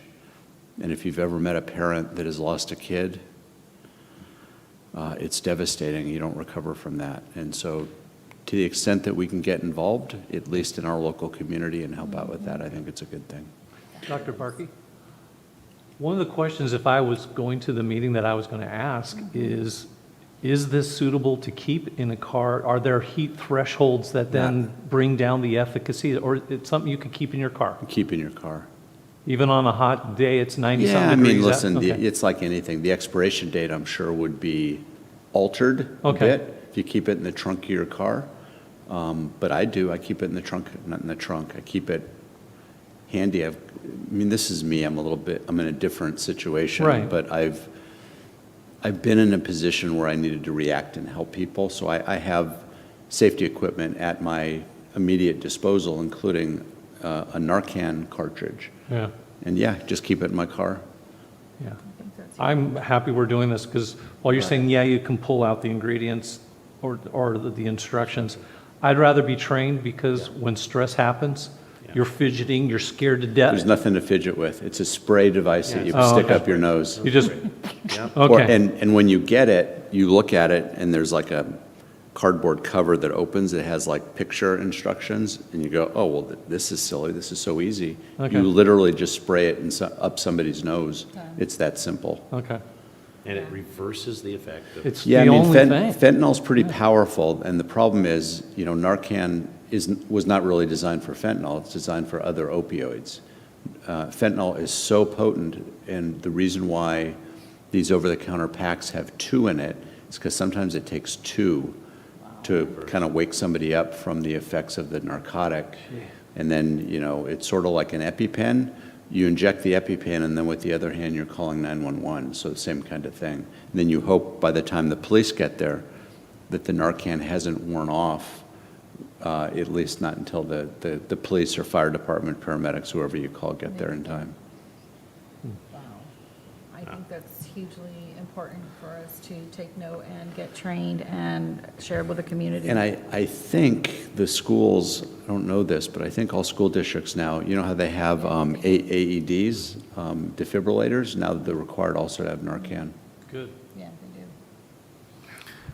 All right, it's getting late. You guys have covered pretty much everything. Again, Joe and staff, great job on the sponsors, and I'm thankful that we have them, thankful that they give back to our community, and certainly the least we can do is recognize them, but thanks for putting that on, putting all of this on, Joe. This was a good presentation, this meeting, and you too, Carolyn. Thank you. Traffic Committee meeting Monday, please come. Remember Halloween, it's going to be on a Tuesday, slow down, watch for kids. Wednesday. Is it Wednesday? Yeah, got my calendar out. It was Tuesday. Oh, no, you're right. 31st. You're right. Okay, all Sorry. right, My no bad. problem. Taste of Los So, Angeles. watch for kids, Rossmoor, lots of kids love to trick or treat on the Halloween, so. And then, you know, again, the wrong place for tonight, but I know, you guys all know that there was a shooting involved in Rossmoor? Okay, so, not that I'd wanted to talk about that, but yeah, there was a shooting involved. But I want to remind the board, or just ask the board that, you know, and some of you might already do this, but not constantly, but when I see something mainly on social media, because it's the first to react, I send it to Joe, because I want Joe to know, okay? Sometimes he sends stuff to me, but I send it to Joe. Anything about Rossmoor that's happening in Rossmoor, I know he was in communication with the captain that night, which was fantastic. But just it could be on anything that, and of course, Joe, you don't mind us to send you this, right? Because Joe needs to know, and Joe is the person that needs to react if there needs to be a reaction, whether it's, you know, on social media or email or facilities or getting the word out. And I would say that also goes to if anything is, if there's errors, if you want any information or anything like that, just ask Joe, okay? Just so, as an example, just like the questions Director Searles about today, it would have been, I would have liked that information too. You saw it, that line item. I didn't notice that large line item. You know, let Joe know so he can get the information, right? And all of us, if we have any questions about the agenda, if something's wrong, if it wasn't posted right, whatever, let Joe know, let Joe correct it, or answer it, or give him the heads up on it. So, so anything, and I do it a lot, because there's a lot of stuff going on in Rossmoor that Joe's not privy, Joe's not following next door, Joe's not following a lot of social media, and he should know about what's going on. So that's it. Just wanted to ask you guys to do that. With that, I'm finished. Thank you. It's nice to have the whole board here. And we will see some of you Monday, and if not, have a good month. A meeting, oh, Tarquin, anything Tarquin. I'm sorry, I almost forgot you. I knew, I said, don't forget Tarquin, don't forget Tarquin. I didn't. I will waive general counsel report for this Okay. evening. I thought I had a Okay. possibly. Yep. All right, with that, meeting adjourned.